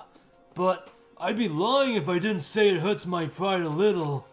I'm a member of Future Foundation, yet here I am constantly needing her to save me. No problem, Yuli. Of course he would be! I wanted to kill him! His death is my long-desired dream! Bad girl. If you keep acting like this... Don't you bad girl me! All demons deserve death! Okay, seriously, what is up with this demons thing? Are you talking about the adults? Mm-hmm. Adults are demons. Demons are adults. And all adults deserve to die. Why? I don't owe you an explanation. Adults must die. There's not an ounce of guilt in her voice. These kids are proud of what they're doing, I can tell. Kanon must have interpreted that way as well. She shows her disappointment in her face, but she doesn't give the pink-haired girl a lecture. That's true. How can a doornail be dead? I've never questioned that expression before, but it's a good question. Then why did you imprison me? You better not say it's because I'm an adult. Huh? The grade school girl stares blankly. We're not the ones who imprisoned you.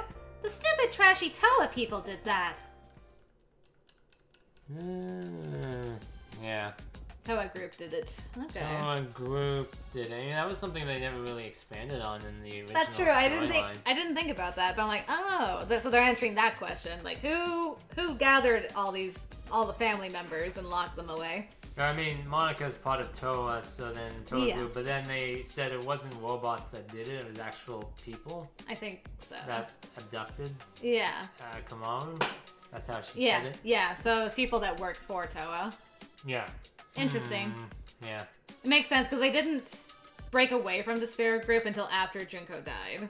Right. And they gathered everybody before when Junko was still alive, so that makes sense. Okay. Huh? What did she say? Kanon is just as confused. Her expression turns harder than ever, and she draws closer to the little girl.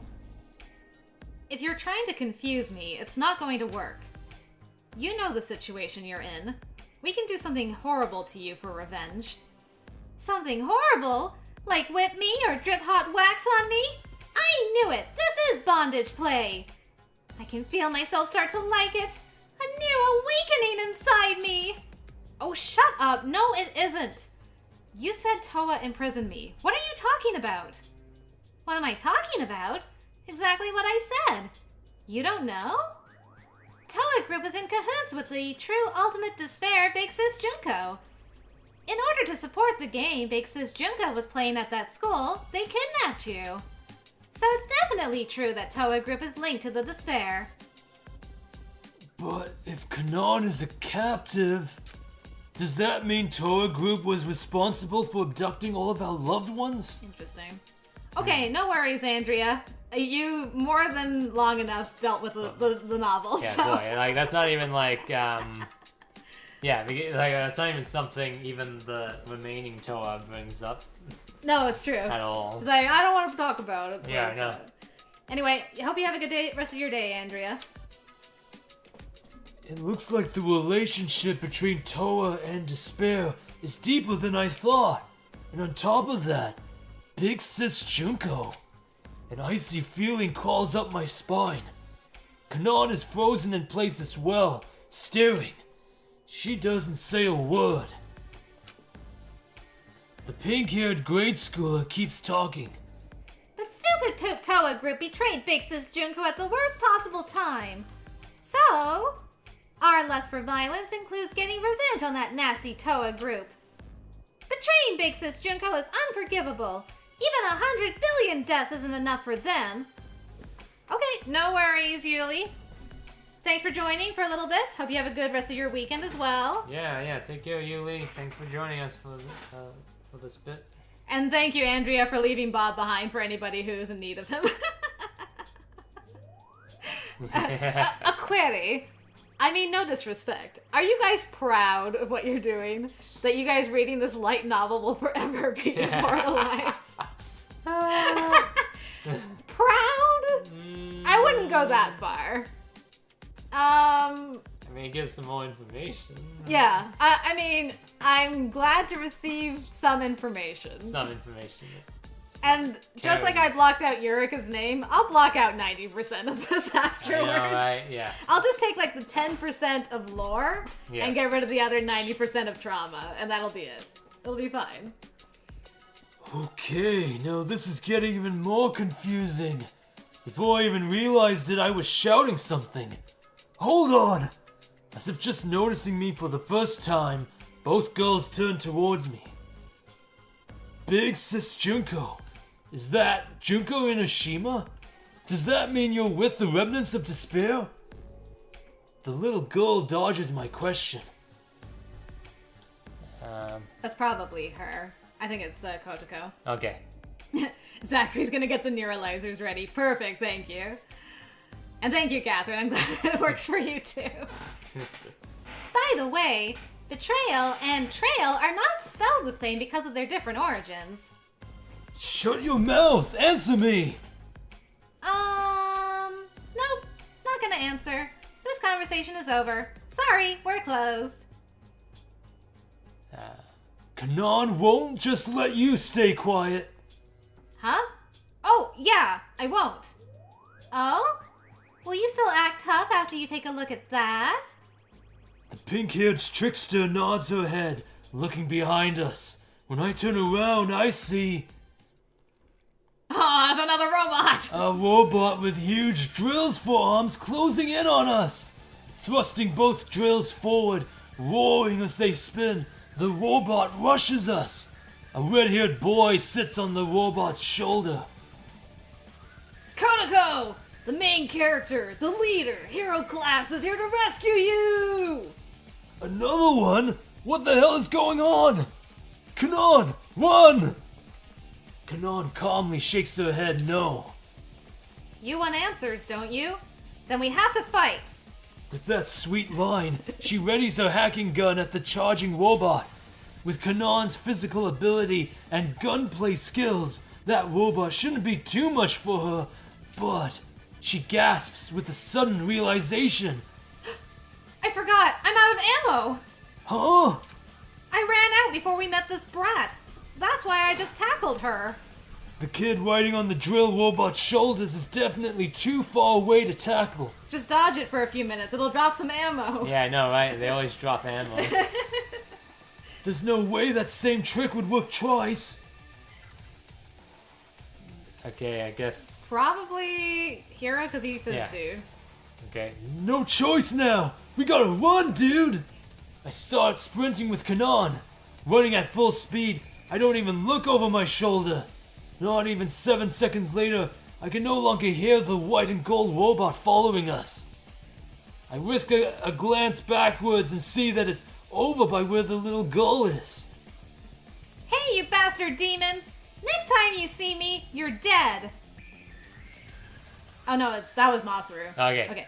Hey, you bastard demons! Next time you see me, you're dead! Masaru, no! I have to be the one who defeats them!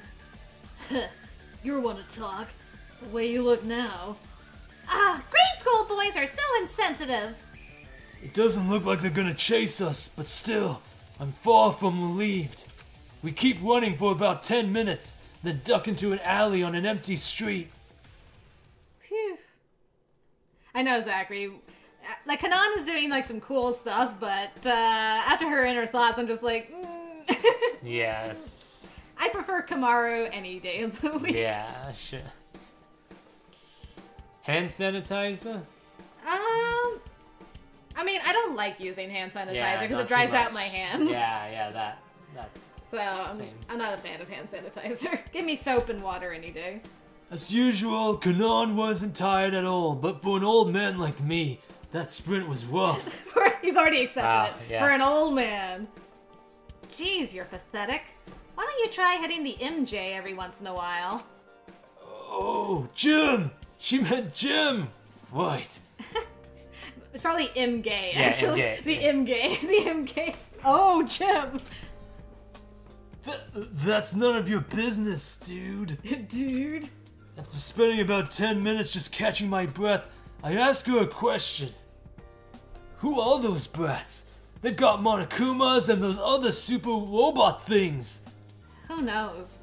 But Toa has got to be behind it. It fits with what Kotoko was saying. Did Toa Group make those robots?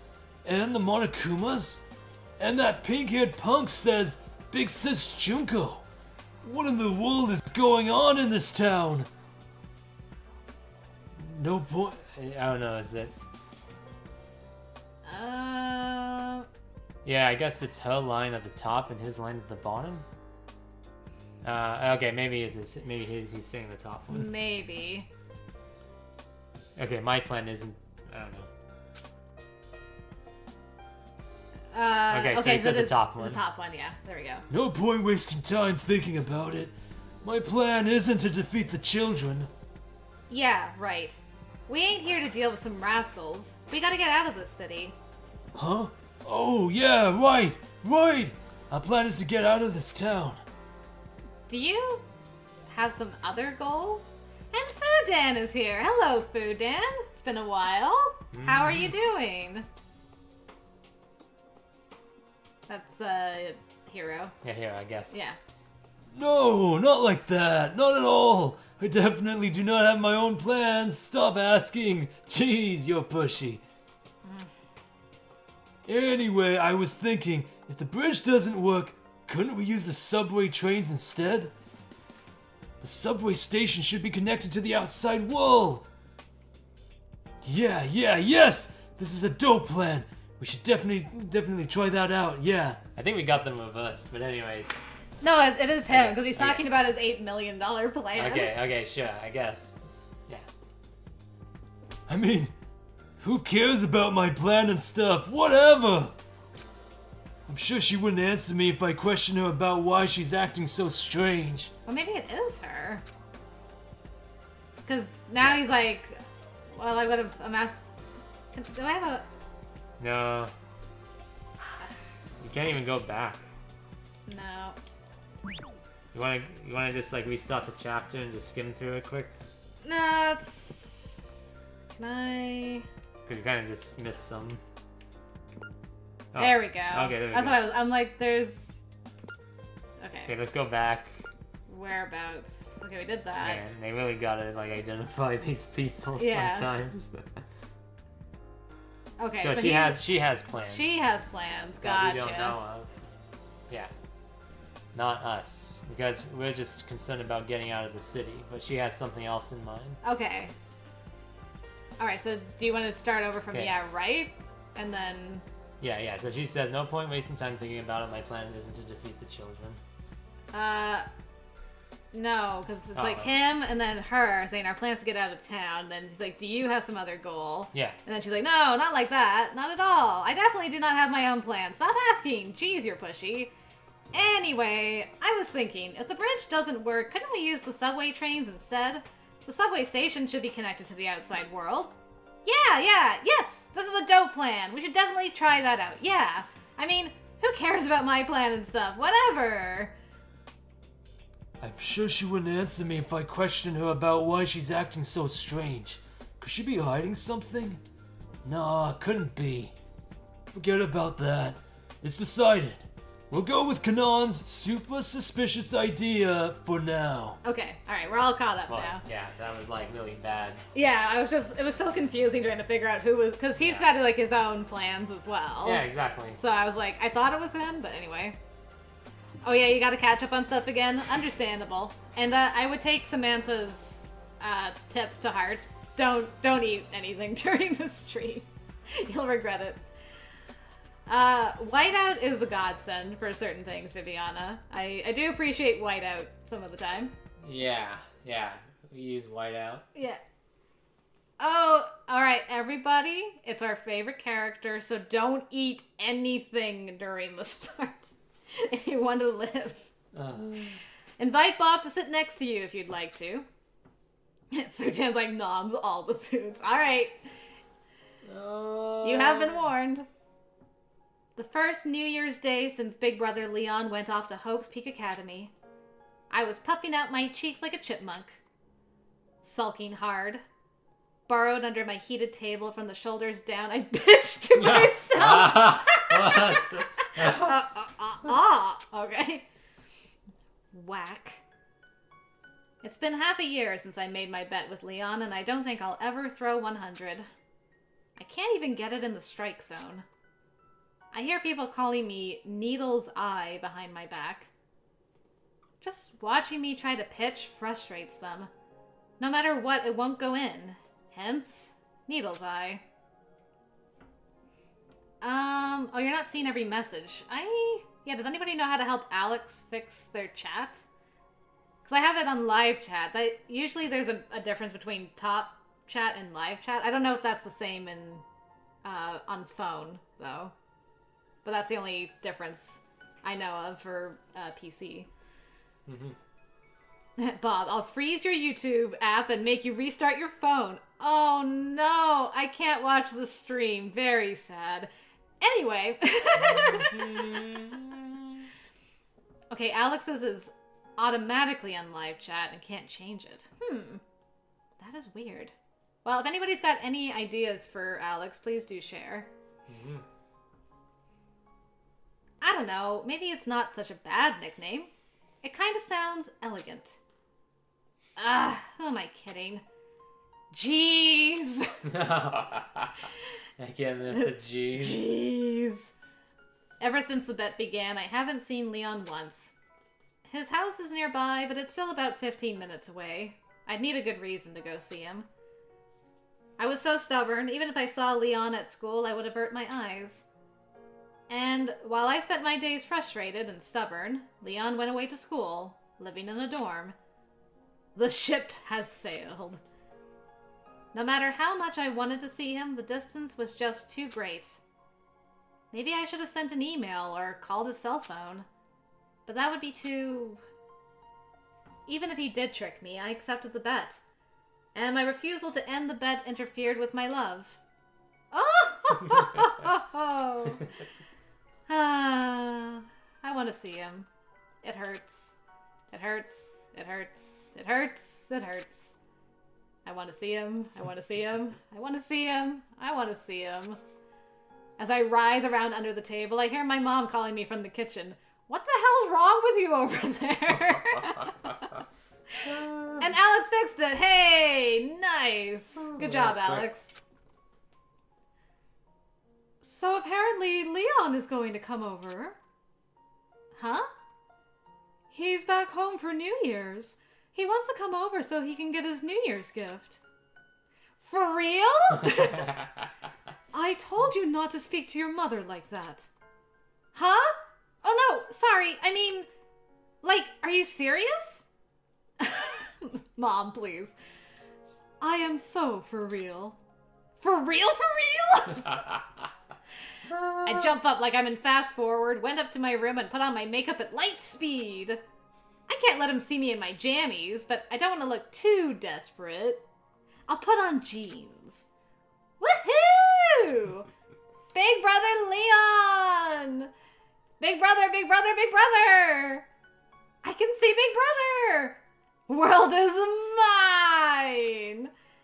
Leon is my world and the world is all mine! Like... No, wait, hold on a sec. Calm down, girl. The bet I made with Big Brother Leon isn't finished yet. And I forbid you to even talk to me until you can do it. Even though it's been half a year, I can't even speak to Leon because of this bet. Does Leon still feel the same way? Is he seriously coming over just to get his New Year's money? Seriously, Leon? You're a high schooler now, for Christ's sake. But more importantly, we're finally under the same roof after all this time, but we can't exchange a single word? That's more painful than not talking to him because he's so far away. Whack. I drop my shoulders in disappointment. The doorbell rings. It's Big Brother Leon! I catapult myself down the stairs. I peek toward the doorway from the shadows of the stair rail. There he is! OMG! He became a total hottie! He grew his hair. Yeah, he grew his hair out, right? He was drop dead gorgeous with a shaved head, but now he's got this sexy punk look.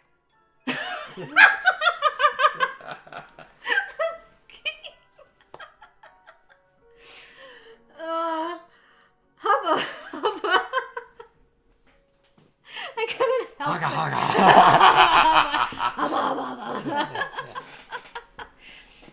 I couldn't help it. After seeing something beautiful like that, I said it involuntarily. I guess that's him. Oh, okay. I thought it was still her line. I feel like she's not going to say anything to him. Oh, hey you. Long time no see. Huh? Why is he talking to me like nothing happened? Man, you're lame. How long is it gonna take you to throw that 100, huh? Huh? What? Does Leon seriously think that I can throw the ball that fast? Like, he just assumed that whatever he could do, others should be able to do too? So, Big Brother Leon didn't trick me? He actually thought he was making a fair bet? What? I don't know who's saying these lines. I think it's... Okay, oh, okay. Okay, sorry. it's her, okay. Love you. Huh? I love you, Leon. I'm in love with you even more than before. Can I at least come inside? It's freezing out here. One more minute and I'm a popsicle. Can I come in? Oh, yeah.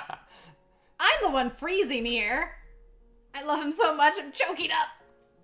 With my excitement building, Leon and I go to the living room and watch a comedy show together. Yeah, comedy like show. you do. Just chatting, you know. Saying stuff like, this guy's not really that funny. Or like, haha, now that's funny. Or like, shit, it's been a while since I've seen him on TV. Or just like, like. I can't believe Leon and I are actually spending time together like this. I'm so happy. When the show went into a commercial, Leon asked me something. So what? Are you just not practicing or something? I totally am. Here, just look at this. I lift my hand up to show Leon my palm. You can't be serious. Leon is surprised to see all the calluses I built up on the palm of my hand. One on each joint of the fingers. It might sound weird coming from me, but it does look pretty painful. Oh, there's no way. Oh yeah, that's sorry, her. still Okay, speaking. Okay. yeah. Oh, sorry, did you hurt yourself? No, it's okay. You're It's okay? fine. Yeah. Okay. Let me know if you need a band-aid or something. Yeah, something happened. That's- Okay, anyways. Okay. Yeah. Take a shot every time this chick says, like, challenge. We'll have alcohol poisoning. Alcohol poisoning.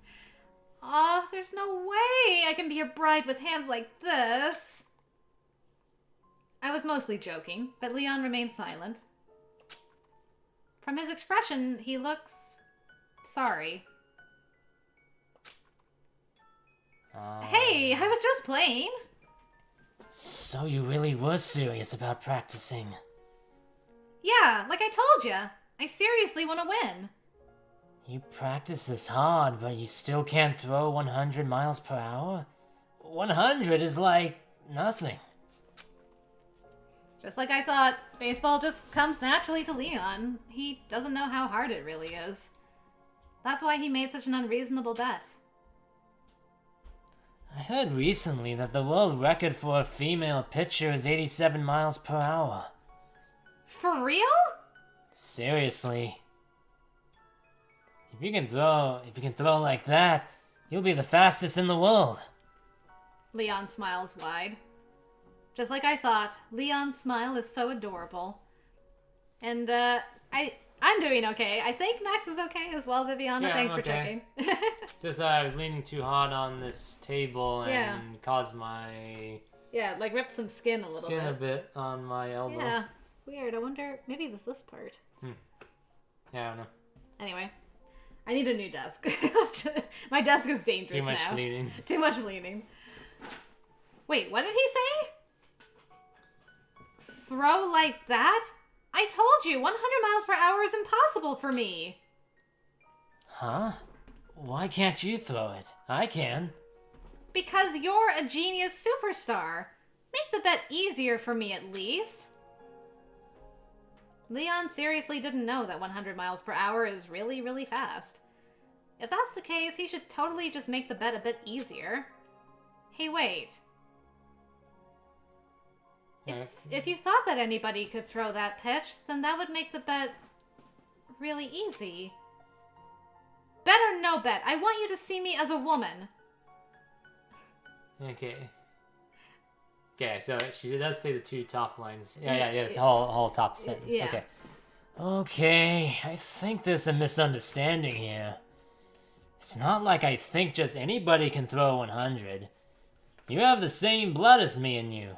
I figured that you might be able to do it. I was going to say something absolutely heinous. My conscience shut it down. Good job, Zachary's conscience. Yeah, maybe that's what it is, Food Dan. I've hit the desk so many times that I've just chipped away at it. Now it's become a hazard. Yeah. Okay. But earlier you sounded disappointed. You said throwing 100 was like nothing. I feel like you can do it, Kanan. Well, it looks like things aren't turning out too well. So do you want me to throw it or not? Well, neither, I guess. Whatever happens, happens. Whack. Didn't I tell you that word was too old school for you? Does Big Brother Leon actually like me? I'm already embarrassed of how I acted a few minutes ago, getting all excited like that, But you're right. says Leon. I won't lower the difficulty of the bet, but I will give you some help. I'll train you. Damn, I am just too nice for my own good sometimes. No wonder you like me. Yeah. So after all this, what does Leon really want? Saying stuff like, whatever happens, happens? What the hell is that all about? If that's the case, will he not mind if it turns out I really can't throw the 100-mile-per-hour pitch? If that's the case, will I really be happy if I actually can throw that pitch? So many questions. So many. Oh, Chapter 4, finally. we made it to chapter 4. We're not gonna finish this stream. We gotta finish this. I do have band-aids, but it didn't actually break the skin, I don't think. No, not really. Yeah, it's just out of... Yeah. Mm-hmm. Okay, but I do have band-aids if you need, so it should be good. Alright. On our way to the subway station. So we walked along the garishly colorful boardwalk. Kanan speaks. Don't you feel like you're gonna sneeze if you look directly into a bright light? Where did that come from? Just answer. Do you? It's not like something to be ashamed of or anything.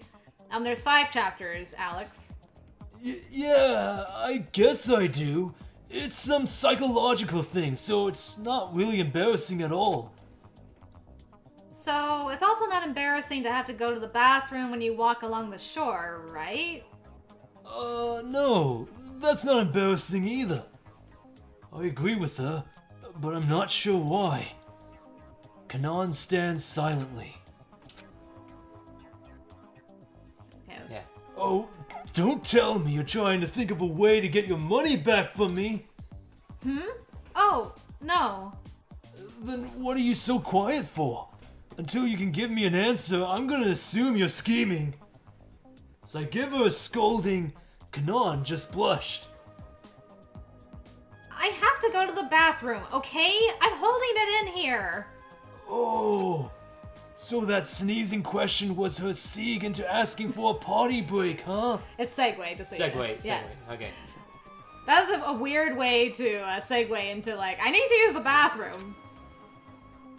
Embarrassed about asking to go to the bathroom? I gotta say, that's kinda cute in a way.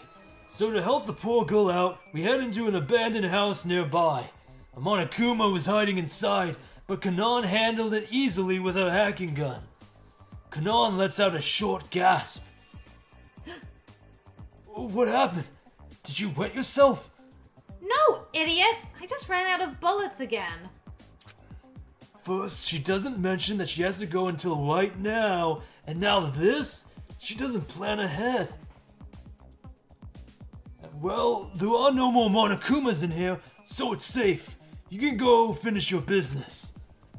Alright, here, hold this. Kanan hands me the purse that was hanging on her shoulder. I take it from her, and as she disappears into the bathroom, an idea pops into my head. Hey, I know. I should take a peek into her purse. Since she's the daughter of the director of Tat Television, maybe she might be hiding some kind of treasure in here. If I borrow it and take it to a pawn shop, then I won't even have to rely on the reward money. Yeah, just borrowing. Just gotta borrow it for a little bit. I whistled innocently and slowly unzipped the purse. A pocketbook, wallet, and cell phone is inside. And that's it. Huh, didn't expect that. For a high school girl's purse, it's pretty clean and organized. Oh well, I'll take a quick look inside her wallet. Damn, I thought she would be loaded, but there was barely anything. So she gave you, like, all her money? Only a little bit of change and some cards. She probably gave all of her cash to me when I told her fortune. Would someone really use up all of their money to hear their fortune from a man they just met? I guess because she's a rich girl, she doesn't know the value of money. She doesn't think ahead. She's a dangerous one to marry, this girl. I put away the wallet, but as I do, the pocketbook opens. Huh? I can't help but let out a sound. What the heck is this? As I turn the pages, goosebumps form on my skin. Hey, it is the Big Brother Leon. Okay, all the Big Brother Leon. Okay, Big Brother Leon times 999,999 times. Oh my. Okay, it's just a lot of Big Brother Leons for anyone who's just listening in. I turn the pages, trying to navigate this bizarro love maze. Bizarro love maze. Bizarre. That's great. Wall, turn, wall, turn, wall, wall, wall, turn, turn, turn, wall, wall, wall, wall. I think she broke him as well. Turn, turn, turn, turn. The Big Brother Leon hell goes for pages upon pages. The Big Brother Leon hell. What the fuck? Okay, this is scary crazy. I gotta get out of this hell. I skip a big chunk of pages. It looks like by the time she got to these pages, she was running out of ink in her pen. I do a double take at that page. Huh? I make a noise involuntarily once again. What she had written there. Oh no. Okay, she actually wrote something other than Big Brother Leon, finally.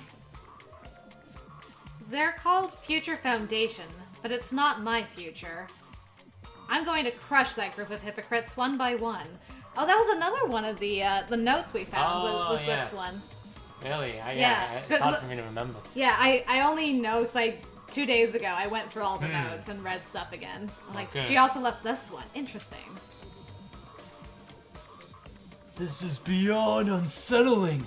I open my eyes wide to take it all in, and I start to remember things Kanon had said to me when she was talking in her sleep. Big Brother Leon. Kanon's reaction to my fortune telling. I know your fortune is wrong because my destined lover is already dead. The puzzle pieces started to come together. Kanon must be Leon's captive. She loves him in a twisted way and blames us for his death. That's why she hates Future Foundation so much. But how does she know anything about what went on at Hope's Peak if she was in prison all this time? Well, wait. She's had plenty of opportunities to learn what happened since she was broken out. But regardless, this kind of resentment is totally unjustified. I understand that Leon's death was horrible, but she shouldn't hold a grudge against us for that. And based on what I saw in Big Brother Leon hell, this chick is downright crazy. It's way too dangerous to stick around with her. I gotta get out of here. Total opposite of Komaru. Right. With Toko. Yeah. It's like, this chick is crazy. This chick's I gotta he's like sensible. Yeah. In comparison. He's like, I gotta go. Oh crap, man. Get me out of here. I hear the bathroom doorknob start to turn. I quickly put the pocketbook back inside her purse. Sorry about that. Thanks for waiting. Kanon wipes her hands on her handkerchief. It doesn't look like she caught me snooping. Looks like I'm in the clear for now. But I just can't believe the girl in front of me owns that pocketbook. Something wrong? Those notes were definitely written by Kanon. Kanon is some anachronistic, love-addicted weirdo. And she holds a deep, deep grudge against the survivors of the Hope's Peak killing game. Why are you making that face? Hey, you pervert! You got all excited imagining me doing my business, didn't you? Yeah, sure. That's it. He's like, yeah, sure, I'll take that excuse, fine. Zachary's like, I can't believe I'm on Team Yasuhiro right now. I was kidding. You? Unable to confront her about the pocketbook, I go along with her as we make our way to the subway. But I I can't just keep tagging along with her like this. What is this woman thinking? If she hates Future Foundation so much, why is she helping me escape?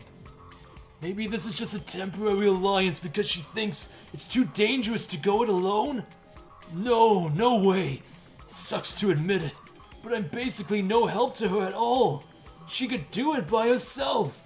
Yeah, it's true. It's true. It's very true. He hasn't done one thing. Yeah, it's not like when we have Toko with us and she can, she use can her knife scissors and take hits and all that. Yeah. I'm just a burden to her. So what possible reason could she have to travel with me? I mean, maybe you're a hostage at this point. Like, she's going to kill you in front of Future Foundation or use you as a bargaining chip or something. Mm-hmm. Is she planning on taking me hostage as soon as we make it out of this town? Maybe trying to use me as leverage to hurt Future Foundation somehow. I'm proud of you, Hero. You thought of the things. Doesn't seem impossible. Or maybe she's trying to lure me into some dastardly trap at the subway we're going to. I could picture that happening too. As a precautionary measure, I try reading my own fortune, heading over to the subway. I can see fragments of two possibilities. A collapsing tunnel. Kanon crying her eyes out. Why is she crying? Well, regardless, the bit about the tunnel collapsing seems bad enough. Even excluding the fact that this girl is crazy, the subway is dangerous enough as it is. But there's no way I can leave her side. Not with 8 friggin' million in debt on my head. Without Kanon's family fortune, I don't see a way of ever paying that off. But if Kanon really has a grudge against Future Foundation, would her dad reward me for saving her? Papa, no! Don't you dare give any money to someone from Future Foundation! Yeah. Sorry, but you heard her. I will never give you a cent of my money! Yeah, that's how it would go down. So what do? I rack my brain trying to think of something. Hey, wait! There wasn't cash inside, but her wallet still had credit cards. If I can jack one of her cards and figure out her password somehow, I can withdraw the cash. Alright! I just gotta wait for the perfect time for her to lower her guard. What's alright? Nothing. Nothing to do with you. Okay. Well, anyway, look over there. It's the entrance to the subway. Kanon smiles and points to an alley. I can see stairs leading down into the entrance to an underground subway station. Nah, let's not go in there. I'm still not confident about her plan. And not just that, I saw something. Saw what? I saw the future with my fortune telling. If we go to the subway station, you'll cry. And the tunnel will collapse. Huh? Why would I cry? That's not the point. If the tunnel collapses while we're in there, we're dead. Kanon questions me with her eyes silently, as if to say, "You were fine with everything up until now. What changed?" I could practically hear her say it, but I don't let her say anything. Anyways, let's just not go in there, okay? It's better if we don't. My instincts are telling me. Fortune-telling or instincts? Fortune-telling instinct! That doesn't really answer my question. Does it even matter? Kanon glares at me. Her eyes are so scary. I've seen that look before, but now that I've seen what's in the pocketbooks of hers, my face goes pale and Kanon sighs. I don't know why you suddenly changed your mind, but your fortune-telling is rarely correct, right? Yeah, you would think the debt collectors wouldn't care about coming to collect Hero's debt if they... I would feel like there's more important things going on in the world at the moment, but... Debt pay off. They might not even be alive. Are they still alive? I know, that's the thing too. I'm like, So there's basically a 70% chance the tunnel won't collapse. Well, that's not totally true. It doesn't necessarily mean that the opposite will happen. Well, if you're going to shoot down my idea, do you have a better one in mind? don't really have an answer for that. And that's how I ended up in the tunnels. I can't think of any particularly convincing reason not to go to the subway station. Even though I knew it was going to be dangerous, we head down the stairs to the underground. We move on to the ticket gate. The air is still heavy with mistrust. As if trying to stir up conversation, Kanan suddenly blurts something out. Why did your fortune-telling ability come around? I have no reason to tell you that. Okay, what's with this attitude? Did I offend you or something? Because if so, I apologize, jeez. I'm not acting any different than normal. Bullshit. Something's wrong and you aren't telling me. If you really think that, there's something wrong with your head. Come on, be serious. You're totally being mean out of nowhere. Then maybe you should think about why I might suddenly have this attitude toward you. I gave her a pretty blunt answer, speaking without really thinking. Kanan's mouth opened slightly. Oh crap! Did she figure out I saw her pocketbook? Then, Kanan spoke. Were you awake? Awake? When? On that first night, when I woke up to go to the bathroom. I don't know why I did it, but I put a toothpick in your hair, and I couldn't get it out. You did what? I knew it! This chick is out of her mind! I put a toothpick in your hair. Anyway, I have nothing to say to you. I shake my head rudely, and wouldn't you know it, out comes the toothpick! Wow. After all this time, he just had to shake his head and out it comes. It falls to my feet. Kanan breaks out laughing. Hey, that's not funny! I yell at her angrily. The mood changes instantly. Kanan sulks and pouts from being yelled at so harshly. Okay, jeez. I get it, you don't want to talk to me. Fine, whatever. With the bad vibes hanging over us, we make our way to the ticket gates. We pass through them, then head down the stairs to the platform. An empty electric train is stopped right in front of us. There's no damage to the outside of the train, but inside, it's drenched in blood. I wonder what these people felt in their final moments before being killed. I close my eyes tight and shake my head before the violent image gets into my brain. I open my eyes and look down into the depths of the tunnel. No sign of collapsing, at least. The subway line must really be connected to the outside world. If we can head down there safely, we should be able to get outside the city. But that's if it really is safe. There's a possibility Kanan will kill me before I even make it outside. Oblivious to my worries, Kanan nods towards the head train car. Want to drive it all the way out of here? I think we actually found both of those notes in the subway station. So yeah, so they're gonna lose the notes. We're gonna, yeah, Kanan loses the notes at some point in here. And get in that bloody coffin of a train? I'd rather die. Yeah, me too. I can tell Kanan had something else to say. She's trying to muster up the courage to fix the relationship between us. But I don't encourage her 1 millimeter. But Kanan isn't put off by the silence. Anyway, like, when you first met me, you said whack was lame. And it made me pretty happy. Where is this coming from? The topic catches me off guard. Well, you looked pissed, so I thought I'd lighten the mood. Anyway, I meant it. I was happy. Kanan chuckles to conceal her embarrassment. Good talk. He doesn't say it. We jump off the platform. I walk alongside her. This is just like the moment when we're doing all those challenge rooms. I know, yes. And Toka's just dot the whole time. Dot. Okay, yep, no problem, Alex. See you in a bit. Yeah. We jump off the platform. I walk alongside her. For some reason, I'm trying not to step on the floor. I hop on the railroad ties. Immediately, I feel pathetic. Not manly at all. The reason I'm even alive right now is Kanan.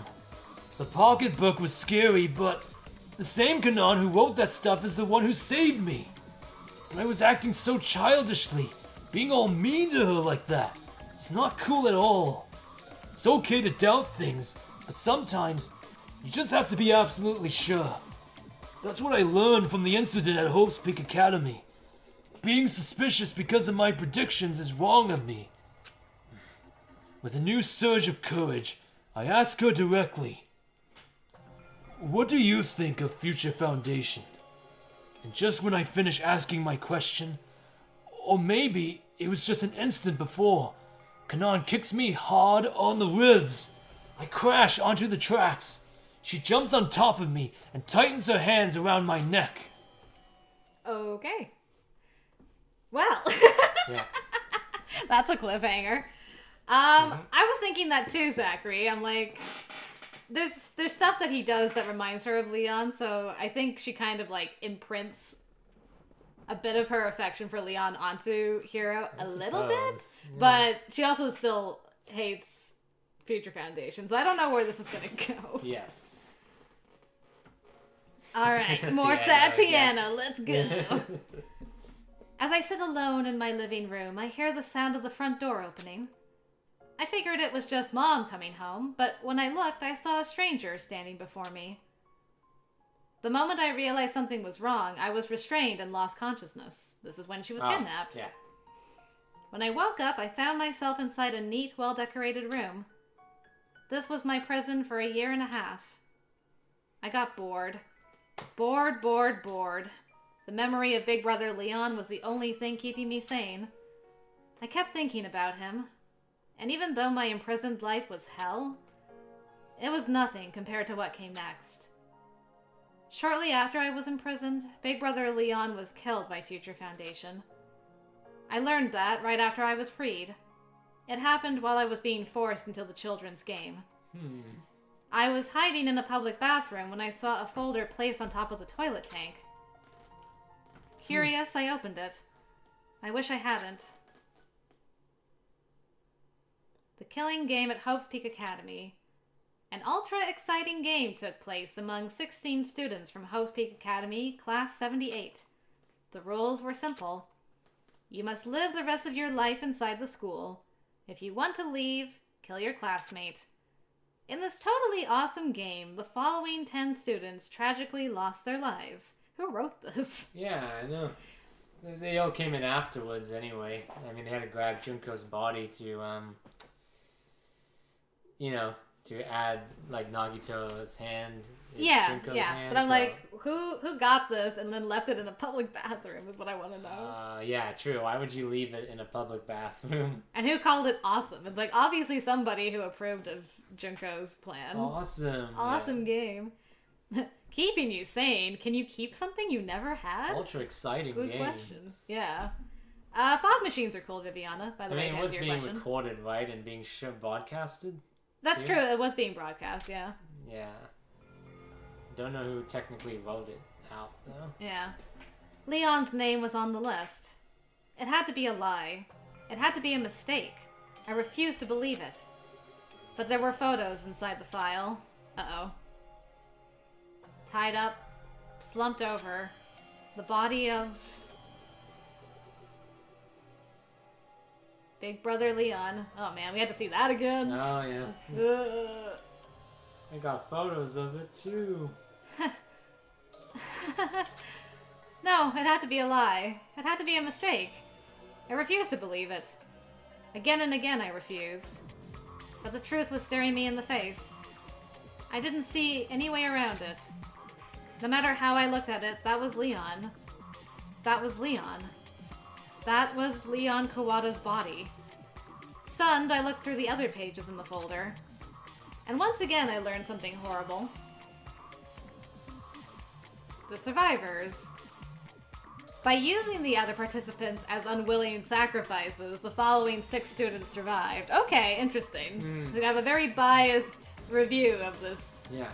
Okay. How did they get Junko's body when we saw it get absolutely crushed to paste? I know, I thought about that too. Like we've wondered, how did they even get any body parts from her? Exactly. It's an excellent question. Yeah. The names and details of the 6 students were listed. These proud students have graduated from the academy and joined Future Foundation. With glory and fame in hand, the survivors are showing the world their sense of justice. Why am I still alive? That was my first thought. My entire world was Leon. Why am I still breathing? Why is my heart still beating? Why am I standing? Why am I not dead? Why am I not able to kill myself? No. It's obvious. I didn't die. It was Leon who died. Now I live inside a world that's... over. Finished. That's the only thing. I have fallen into despair. That's it. That's all. But what is this? Why aren't the tears coming? I don't feel anything at all. Have my emotions frozen in shock? Or am I just the kind of woman who refuses to cry when the world ends? Emotions are how you feel about the world, so if the world has ended, maybe emotions end too. Anyway, I should go where Leon is. There's no point in living in a world where Leon is gone. I placed my hand on the door, intending to walk right into the claws of a Monokuma. But, in that moment, I realized something. Not yet. Not today. Because there are people out there who deserve to die. There are people out there acting like they believe in justice even though they killed Leon. They're still alive with their hollow words that sound nice. Stupid. Nice. Good callback, good callback. Hiding how shallow they all are. I'll die after I kill them all. I swore it on my life, as if I were cutting the words right into my skin. But I couldn't kill Yasuhiro. I had my reasons. Oh? At first I thought he was just some random civilian. I thought you just wanted him to lead you to the others, but okay. Some weirdo with ridiculous hair was about to be killed by one of those monsters. That's why I saved him. It was after I saved his life that I found out. He was a part of that twisted game. Human trash number 1. Yasuhiro Hagakure. Most accurate description. Yeah. I agree. Kidneys! I wanted to kill him on the spot when he told me. That's him. Oh yeah. Wow. Whack? That old 90s slang is pretty lame. That's what saved him. It was just so similar to what Leon told me. I fell to my knees and started bawling on the spot. I saw Leon in Yasuhiro. I hesitated to kill him. Longer and longer. I know he's aiming for Papa's money. I know he's Future Foundation. And he's also totally lame. But he wasn't anything like what I thought a member of Future Foundation would be. You haven't met Toko yet. When I talk to him, I want to kill him less and less. Maybe I should just let him be. My feelings even went that far. But he just casually says to me, "What do you think of Future Foundation?" I understood immediately. It was probably while I was in the bathroom. He looked inside my purse. He saw everything I wrote. On impulse, my body moved. I kicked him in the ribs and tackled him to the tracks. I wrapped my hands around his throat. I pushed my thumbs against his Adam's apple, hard. And that's what happened.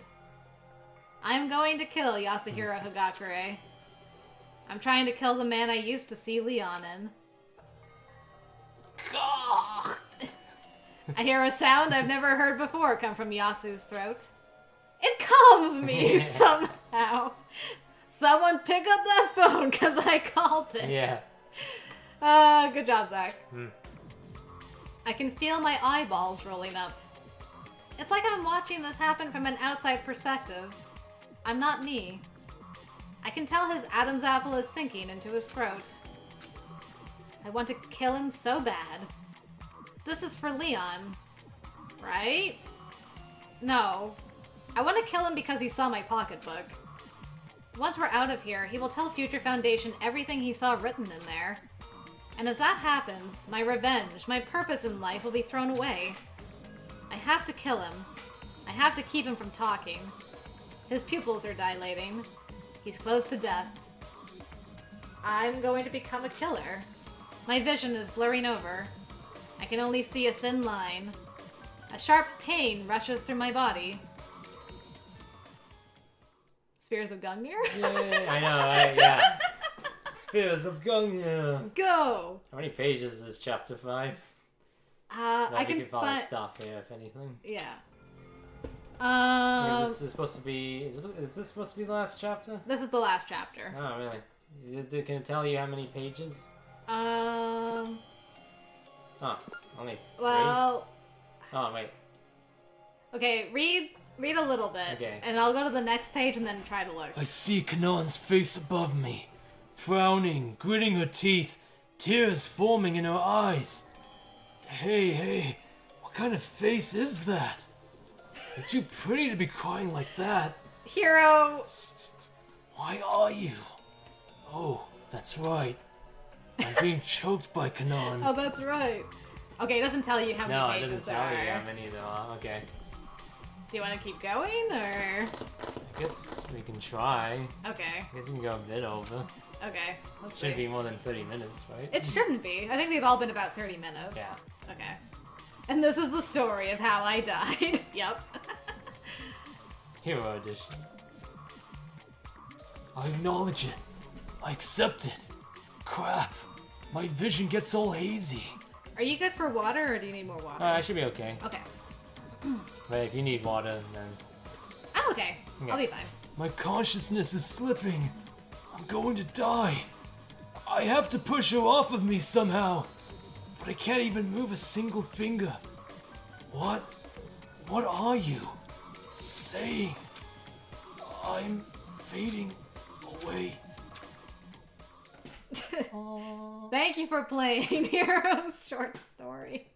Aw, too bad we saw him in the end. Oh, so we know he lives. That's fine. Tra-la-la!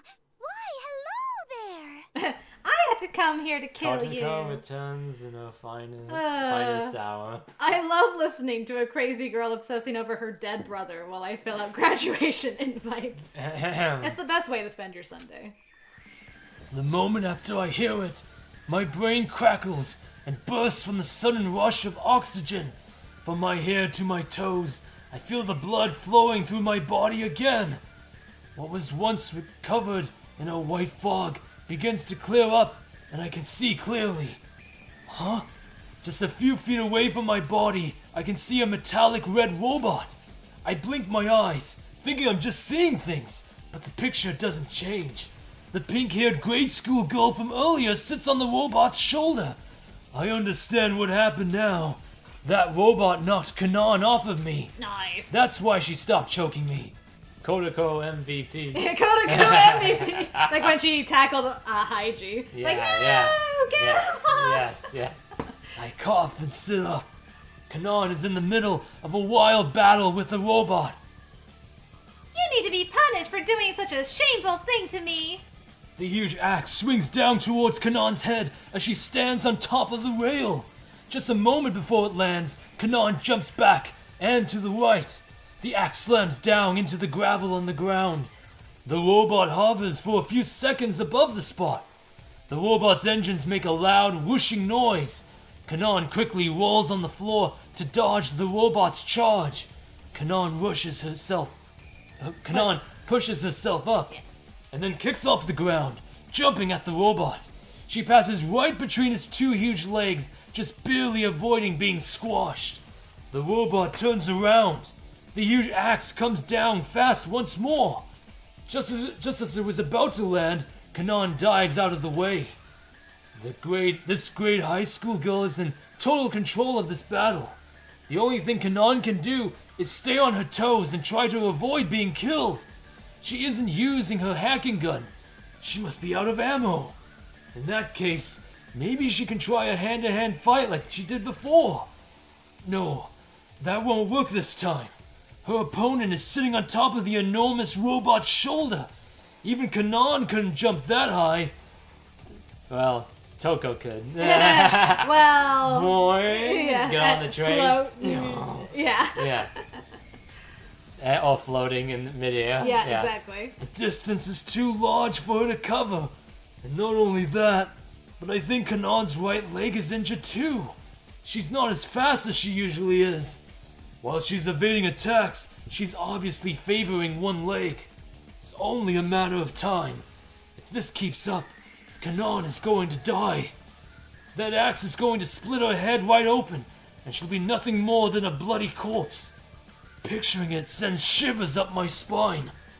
I'm glad I'm not in her shoes.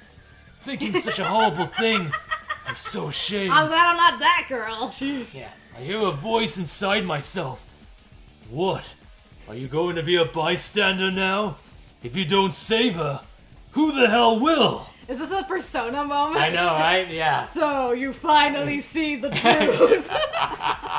What would Hero's Persona be? Yeah. Are you just gonna be a bystander now? If you don't save her, who the hell will? Well, to be fair, this chick tried to kill me. Even if I can save her somehow, how do I know she won't try to kill me later? Come on, you have to help. Yeah, I know. I can't think about what might happen. After graduating from Hope's Peak Academy and working for Future Foundation, how much I changed. How much I grew. I have to try. Yeah, sure, yeah. In this situation, I have to. This is a story like that. I am Yasuhiro Hagakure, Fuchsia Foundation, Branch 14! I should run to her. But my legs are shaking. My stomach is cramping. Every cell in my body is trying to resist the urge to go help her. For some reason, I tell my own fortune again. I see myself fallen into despair. I have a horrible sinking feeling standing over Kanon's body. Back in the present, my teeth are chattering together and I have my back against the wall. Ooh, Fudan made ramen, spring rolls, nuggets, and spicy breaded tofu. Thanks for the food update. Alright, and now it's my turn. Aw, crap! The huge metallic leg swung down at me. I jumped backwards, trying to soften the impact, but my injured leg keeps me from dodging completely. The kick hits me square in my stomach, twice as hard as I expected. Ugh! A horribly gross sound I can't bear to hear spills out of my mouth. Yeah. But before I can really be embarrassed about it, I'm flying backwards through the air. I land sharply on the gravel and roll. It feels like my skin's peeling off. I know how you feel. Oh, yeah. Yeah. Did you also hit Molly's desk? Yeah. Kotoko's extra cute voice is heard over my sounds of agony. Ho ho ho ho! This is what you get when you defy me, demon! I close and open my eyes slowly. Kotoko has stepped off of her robot and is laughing at me a few feet away. I might have used this opportunity to leap out and grab the brat by the neck, but my body is broken. I can barely move. Kotoko obviously knows that and is taunting me. There should be a power level scale for Danganronpa for all the female characters. Yes! Someone's gotta have done a comparison, right? My leg is a horrible sight to see. Even if I force myself, I don't think I could take another step. Justice for Molly's desk. Yeah. Thank you, Alex. No, I don't think. I know. This pain is real. My leg is useless now. Even if I somehow get out of the situation, I don't think I can ever walk again. Oh, not Monaca. Monaca But 2.0. for real. Yeah. Looking at my leg makes me feel despair for my future. Like a tree stripped of bark, my muscles are showing through my skin. Ow! I look up from my leg and notice Kotoko moving towards me. She's holding some kind of extending claw toy in her hand. I don't remember that. I wonder if it's some kind of new weapon. Is she going to deliver the final blow with that thing? Isn't that the motivator thing? Was it a claw? I thought so. Maybe not. Those are like, yeah, I mean... They're like hands, but I don't know. She steps right up to me. I noticed when I was getting tied up by my socks. Her voice. What is it? Is it curiosity? Maybe I don't like your whole strong-willed thing, but your face is quite adorbs. What? I told you, didn't I? I am an enthusiast for all things adorbs. I just love them so much. And in addition to being an adorbs enthusiast, I'm also a super perverted bad girl. It's also in the robot? I think she got out of the robot and is walking towards her with the I think. Okay. It's a pretty big instrument. It is, it's true. You know. Yeah, it is. What the hell are you trying to say? You're so adorbs, I want to motivate you. I knew it. What is this kid saying? One more time. No, not again. Just as that thought crosses my head. Kya! I hear a cutesy voice cry out. It almost gives me goosebumps. Wait a minute. That was my voice? Oh no! Why do I have to read about this again? Kotoko was molesting my body with her grabby hands toy. The pink-haired girl talks to me. This is the portable motivation machine. It's not as powerful as the original version. Oh, no. It's portable. It's the portable. Once again, it stretches towards my body. Wait, stop! Never! I will train you to like this so much that you can't live without it. Nothing else will matter. When you're eating, when you're bathing, you'll be thinking about it. And then you'll mega evolve into a super promiscuous lady. The toy, or rather, the portable tentacle motivation machine, is toying with my body. Come on, come on! You like it here, don't you? A strange feeling rushes up my body. Remember, no will eventually become yes. My mind is slowly going blank. How about this? I can do it better than any boy, can't I? Oh, hell no, this does not feel good. My thigh is drenched in blood. My veins and arteries have probably been ripped open. Blood is pouring out with every heartbeat. Thump, thump, thump, thump, thump, thump. Tentacle difficulties. Tentacle difficulties. That's good. Yeah, at least the most powerful: Komaru, Kanan, Peko, Akane, Sakura. So we're not including, of course, Junko's sister, Mukuro. Right, Mukuro. In this list. Yeah. We also need one for Mukuro. Yeah, Mukuro might be... I know she's better than Peko. Yeah. Yeah. Yeah, because we saw them fight. So yeah. she beat Peko. I would say she's about the same level as Akane. But yeah. might be a bit more than Akane. Yeah, she's somewhere between, around Akane Sakura in there. Yeah, maybe in between both of them. Yeah. Oh my goodness. What are my thoughts on onion ring crisps? Onion ring crisps are pretty good. I like them. And we're also not including Genocide Jill. Oh, that's true. We do have to think about Genocide Jill. Yeah. Yeah, she's pretty powerful. I mean, she can't actually get hurt either. No, yeah, not in this game at all. Yeah. And that's very true, Alex. Consent is sexy, and this is not consensual at all. Back to the thumping. Thump, thump, thump, thump, thump. The more blood that comes out, the lower my body temperature feels. My head has gone totally blank. Jill goated S tier. Yep. The more I'm fondled, the more I feel my blood flow speed up, which means I'm that much closer to death. Is that how that works? Jill might top them all? Okay. Yeah, quite possibly. Yeah. Whack. A shameful death like this. So uncool. Dying while being molested by a grade school girl. And kinda feeling good. Oh well. I was planning on ending my own life sooner or later anyway. That's how I can see Big Brother Leon again. Nothing to be sad about. No. It's true that I want to see him again, but this ending is just wrong. I don't want it to end like this. If I die, I'm going out on my own terms. I don't want to die making excuses like this. I don't want a sad ending, like Leon's. But my opinion doesn't really matter right now, does it? After all, I'm already out of options. I guess that's probably Kotoko? Yeah, I guess. Or it could be Yasuhiro. I don't know. Oh, yeah. With that weird sound, the molestation stops. Kotoko turns around. The ground is shaking. Yeah. There's a low, deep sound rumbling in the tunnel. Damn it! Kotoko reaches for her robot controller. Wondering what in the world is going on, I sit up. On top of the track, something is coming at us. The train is coming! That's where Hiro went, my goodness. He's like, I'm getting the train! Huh? In 10 seconds, the train is going to run me and Kotoko over. The electric train keeps coming. Wait, this isn't right either!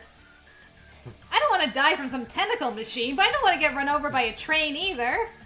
My shoulders perk up in indignation. The robot part on the side of the track suddenly jumps out. Like a sumo wrestler, the robot grapples with the oncoming train. Metal scrapes on metal. Loud crashing sounds ring out. Crimson sparks fly out underneath the robot's feet. Unable to withstand the force of the train, the robot is sliding backwards towards us. The sound of the clashing metal gets closer. Wah! Kotoko jumps to the right. She flattens herself up against the wall. I, of course, am still lying here on the tracks. If I can't move, my skull is going to get crushed by either the robot or that train. The giant red metal robot is just a few feet away from me now. I'm finished. Whack. I close my eyes, waiting for death. Suddenly I feel like I'm floating. I've got you, girl! As soon as I hear the voice, I understand. Yasuhiro is picking me up. Picking me up in his arms, Yasuhiro runs as fast as he can down the tracks. What's with this development? In a panicked confusion, I look up at Yasuhiro for an answer. His face was pale and his teeth were clenched. When I see that, I realize he was the one who started up the train. Why? I tried to kill you. I mumble softly, almost too quietly to even hear. Yasuhiro answers firmly, as if taking an oath. I'm a member of Future Foundation. I can't be the helpless student forever. I feel myself tearing up. My heart is heavy with guilt. Stop. If you say cool lines like that, you're gonna make me look like the idiot. Like he was right and I was wrong. Trying to get revenge for Leon. Trying to win Leon's love. I try hard to suppress my shame. And just as I'm on the verge of an emotional breakthrough... Yeah. Plus, I have a huge friggin' debt to worry about. Huh? But for now, we gotta run. An explosive crash echoes out from behind us. Yasuhiro stops and turns around. The train is now on its side, thrown off the tracks by the robot. Well, back to reality. Bad timing. Did I seriously think we were actually going to escape the situation? Kotoko and her robot haven't taken any damage whatsoever. The only thing Yasuhiro did was buy us time. Our overwhelming lack of firepower hasn't changed. How dare you, demon! The robot gently picks up Kotoko and places her on its shoulder. And then it runs right for us. And then we're back! No, okay. We never had double switch. I know, we had the double switch. No. Well, it is anime, so she could stay alive while running, bleeding out.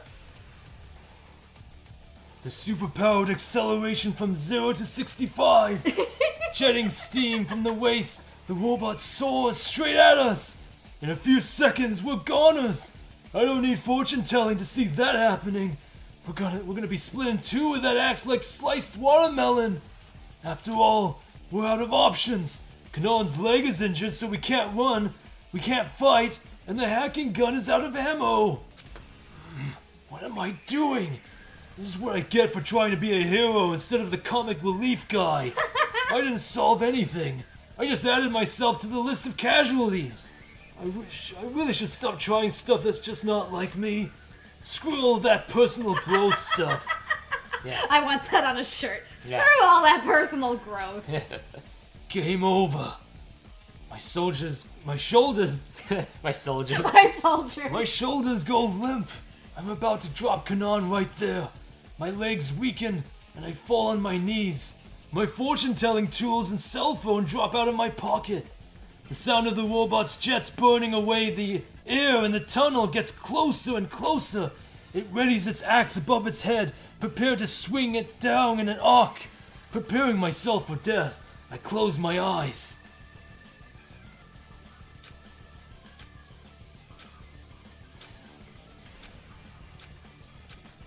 Huh?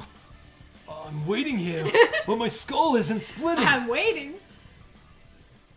Hello? We're back to Kanan again. Alright. On the day the snow first fell, I was getting a secret lesson from Leon at the high school covered in the white snow. When I put it that way, it kinda sounds romantic. But trust me, it wasn't. It was January 1st. The snow was falling lightly. And the secret lesson was just pitching practice. No matter how much time I spent or effort I put in, I showed no sign of improvement. Leon gave me hints. Even in a helpless situation like that, I couldn't help but get excited wishing myself luck. Because it's New Year's Day, there's no one else on the field. Okay, let's start with the basics. Still wearing his warm gloves, Leon threw the ball I handed him straight at the net. The net blew back taut for a few seconds after Leon's pitch hit it, defying gravity. Amazing, right? As Big Brother Leon grinned at me, the ball he threw finally stopped spinning and dropped to the ground. Damn. Man. That's when I truly understood. Even if I practice my whole freaking life, I will never be able to pitch like that. I've seen his pitching in games and on TV, but it's completely different watching close up. Whoa, hey, why the heck are you crying? Huh? He was right. I didn't even realize it. Tears were coming down my cheeks. Oh, sorry, I don't know. I tried to lie, but I knew the truth.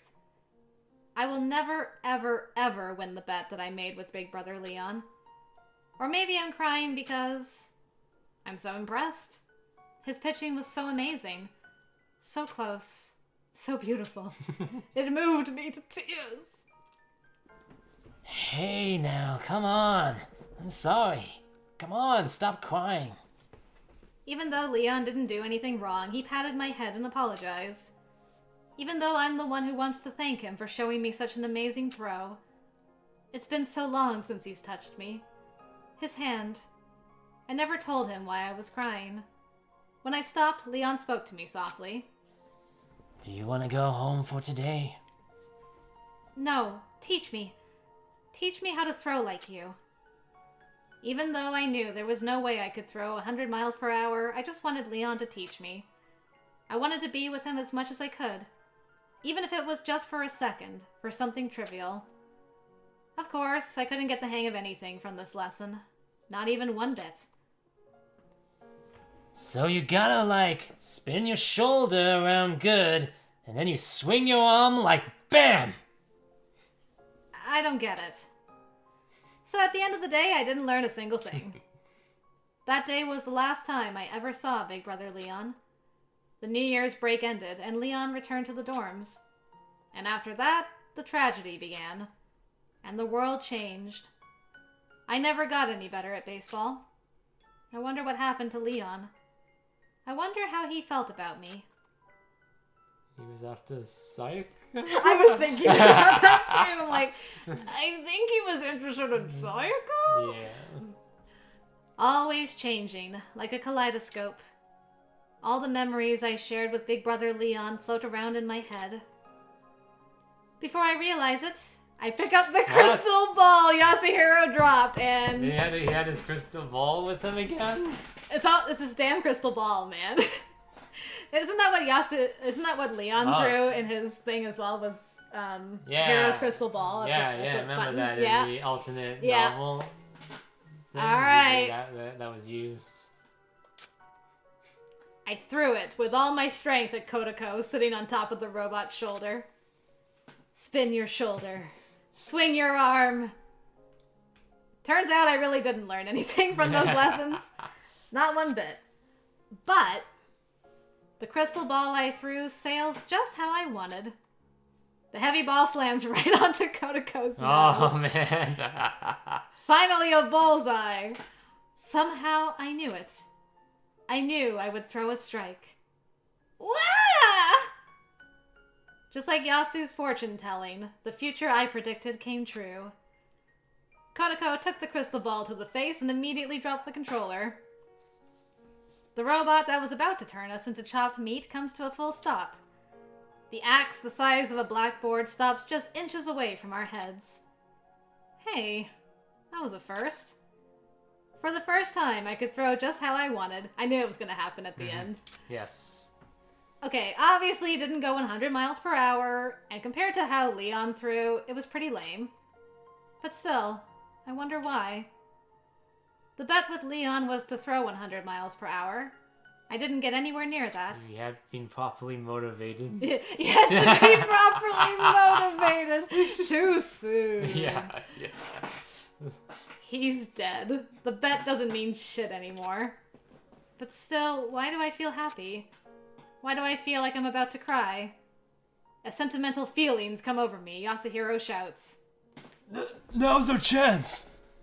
Yasuhiro sprints for the controller Kotoko dropped. And killed Kotoko. But she had to make it to the end of the game. I won't let you! You haven't finished your motivation yet! The grade schooler with the swollen nose jumps off the robot and grabs for the controller. My nose! I won't let you! Kanon used the last of his strength to stop the robot. I can't waste this chance. Fortunately, I had the advantage in distance and speed over this little brat, but... Didn't I tell you you guys would be facing off against me next time? I hear the last voice I wanted to hear right now and stop. The white robot is coming at us and at full speed from the other side of the derailed train. Oh, damn it! One after the other? Come on! If I keep running, I'll end up right underneath that robot's drills. I give up on the controller and run back to Kanon. I grab Kanon, lift her into my arms, and run like hell. Forget that plan, I'm running again. I told you, I wanted to hunt down those damn demons. But, at least let me have the girl, demon. Oh, don't tell me. You want to make her into your science project? No, I want to stab her and pull her parts out until she ends up with a wrecked body. Stab her parts? Sorry, Masaru. You'll understand what I mean when you're older. What? Don't make fun of me. I'm the leader. I'll be the one to stab her parts. No.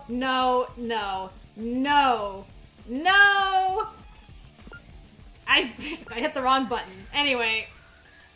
Ooh, then let's both teach her a lesson right now. Hell yeah. Let's show them the power of the Warriors of Hope. With these drills. No, there will be no drilling. On my robot. No drilling, no.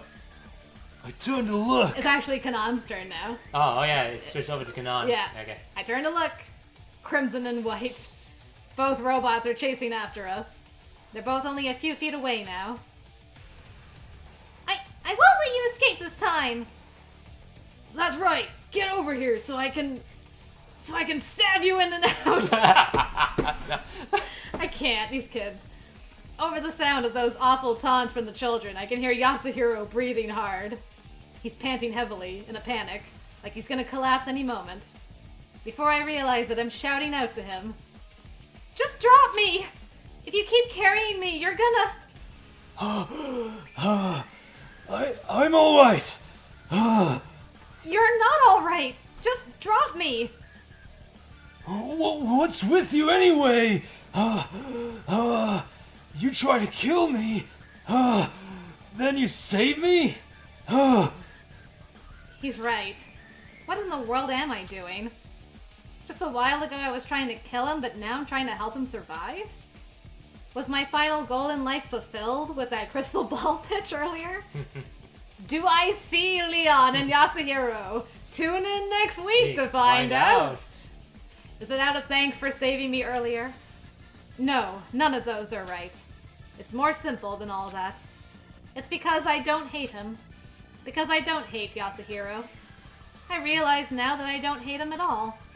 And because I don't hate him, I don't want him to die. I don't want him to die like Leon. I don't want that fate for him.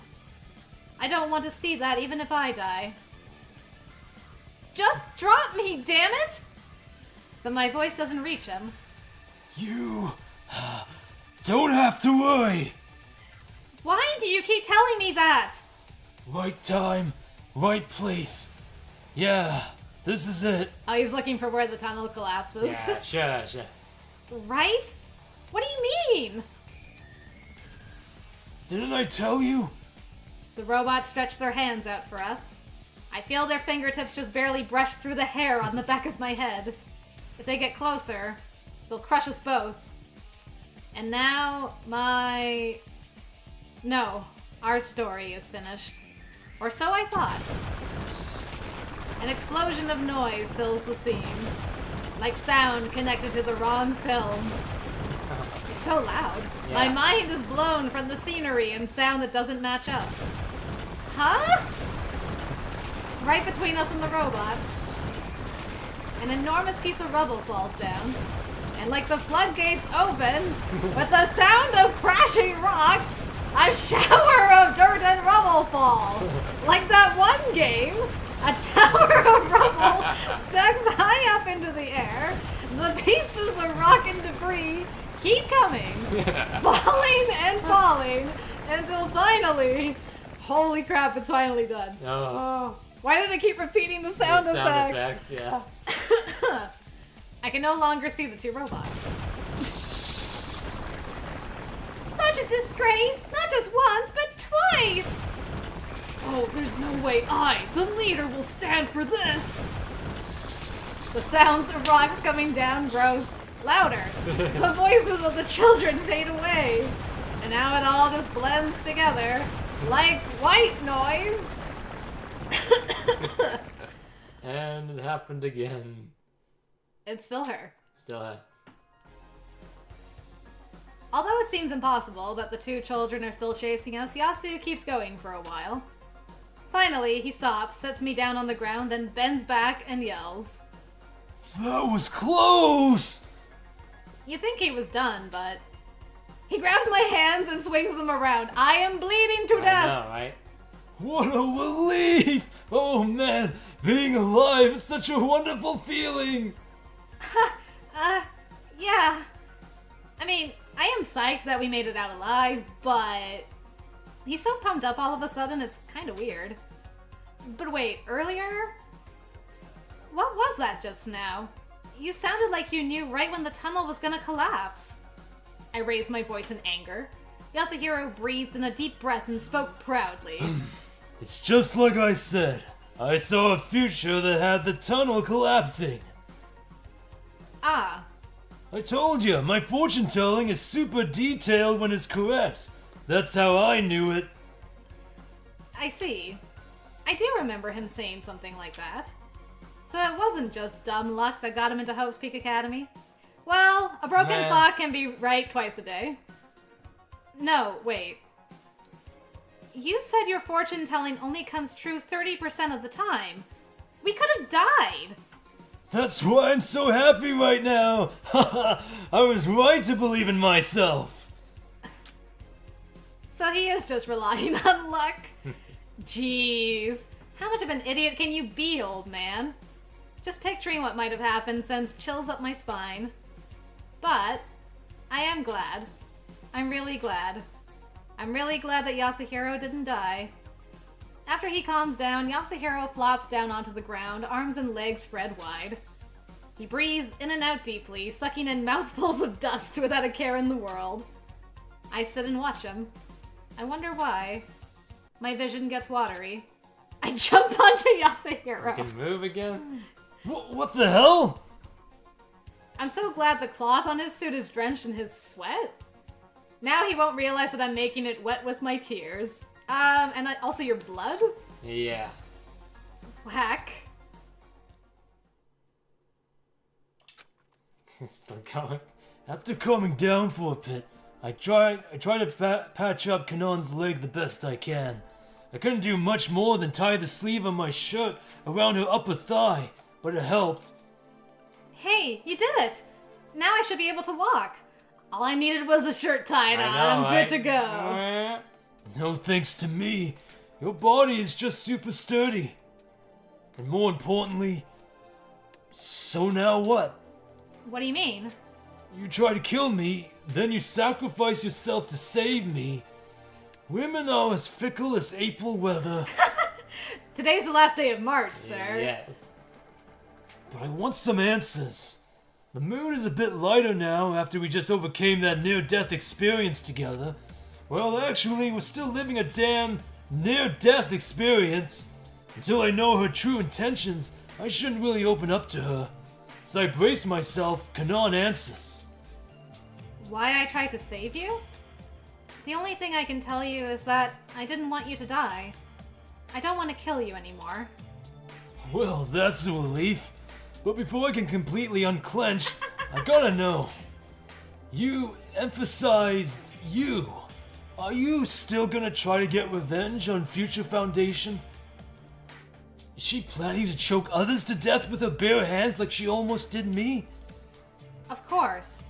They killed someone I loved. I'd be lying if I told you I didn't want them dead. From what I can tell, her malice really is just undue resentment. But it's not like I'm in any position to judge her. Just like us, Kanon is also a victim of despair. If things were different, maybe I would have actually trusted her smile.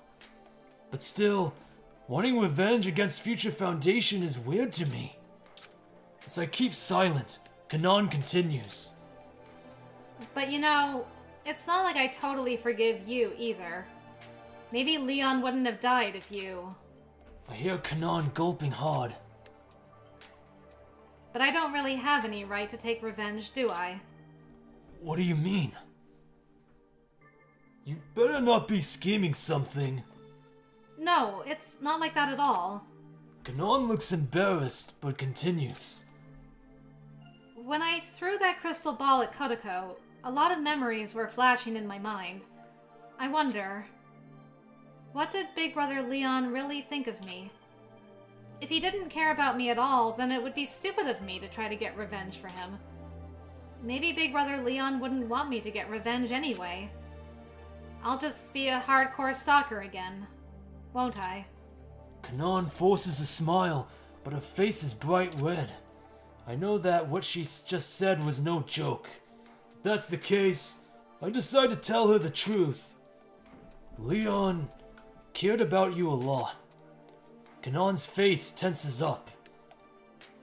I don't know if you're trying to console me or whatever, but don't make shit up. Please. It was made up. Yeah, he never mentioned that. Maybe he mentioned it to Hiro. No, I'm not lying to make you feel better. It's the truth. I didn't tell you this, but you are definitely, without a doubt, Leon's captive. I guess that's true. She was the motivation for Leon. Oh yeah, true, yeah. So, that's true. He was supposed to have cared for her. Yeah, she was the one that they specifically kidnapped because he had the closest relationship to her. I guess that's true. I guess. Captive? Each of us had our loved ones abducted by the despair. We call these people captives. They were gonna use our loved ones as motives, trying to get us to murder each other. So you're saying that because I got abducted, I must have been Big Brother Leon's loved one? Yeah, no doubt about it. The other captives were kidnapped a year and a half ago, just like you. Kanon tilts her head. Well, that might be true, but so what? It has nothing to do with my love. No, you don't get it. Captives weren't just randomly chosen from among people we loved. Each of them is someone we really, deeply, truly care for. Like me, for example. It's not an Oedipus complex, but my mom's a captive. He's got an Oedipus complex. Oedipus, I said it wrong. That's okay. It's not common, but that's interesting. Kanon suddenly catches her breath. I can tell that she is thinking deeply. Her eyes shoot open, face worried. Does that... Yup. It means Leon really cared for you. Deeply. But... It's the truth. No sense doubting it. As much as I love Mom, I know you must love Leon. as if she were confessing to me or something. Her eyes are filled with expectation and worry. Slightly shaking, Kanon asks me, Why? Yeah. I don't want to know. How much do you like your My mom? mom raised me all on her own. I love her more than anyone in the world. Ugh. Kanon wrinkles her face. I can tell that her breathing rhythm has collapsed completely. Tears start rolling down her face. She's trying to hold it in, but Kanon suddenly bursts out into loud sobs. Her broken voice echoes in the tunnel. No more whys, please. No. She cried enough tears to last a lifetime. Her eyes are swollen and red, throat parched. She opened her mouth to speak. I'm going back to Toa City. But the tunnel is gone. No, this railway has a few intersections. If we do it right, we can get back to the town from here. Is that so? And what are you gonna do when you get back there? Find Future Foundation. Does that mean... Maybe I'll kill them. Maybe I won't. I don't know for sure. I know I no longer want to kill you, but I'll decide the rest when we meet. Maybe they're good guys. Just like you. There was no way I could stop her. Whatever happens, happens. Maybe.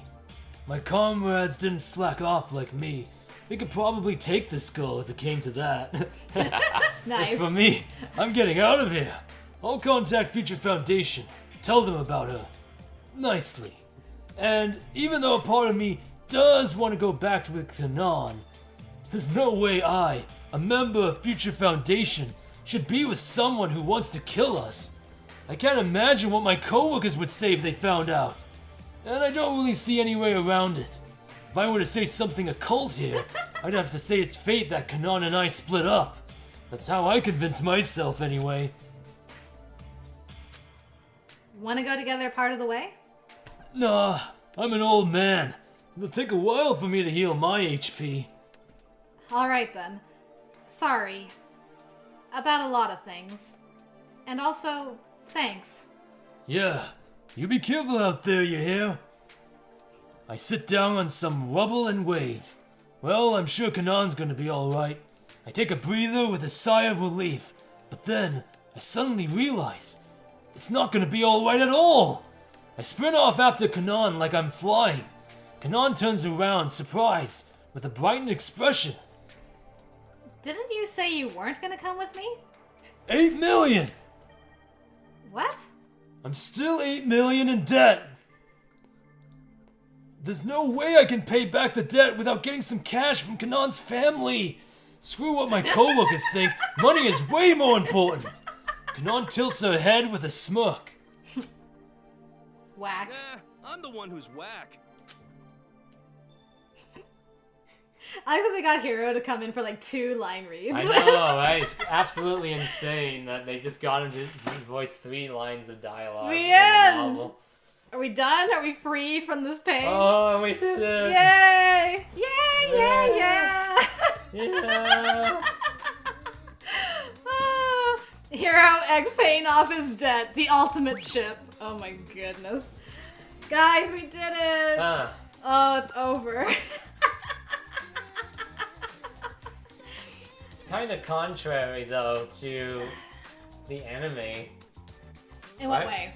Because Kanon is back at Future Foundation headquarters. You mean Hero is? Yeah, Hero. Maybe he got his money and then went Ah. back after. Yeah. 'Cause I Just mean, give me it the was- cards. Just like, give me the cards. Like, Yeah. give me the cards. And But I mean, like, it was a while because the whole island thing happened as well. So maybe he was with her for a bit. I guess. Potentially. Maybe. Yeah. Oh man, there was some good in there, Yes. but man, there's a lot of like oof in there too. Yeah.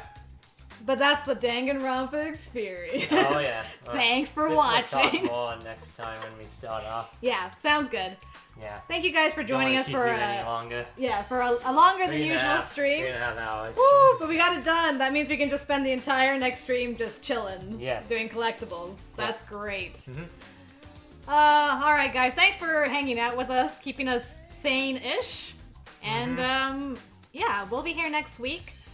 I'm hoping that I'll do the Danganronpa stream on Saturday. I have an appointment early in the morning, but I won't be actually playing. Max is taking control, so... Yeah. It should be fine. It's like really early in the morning, but I should be able to do it.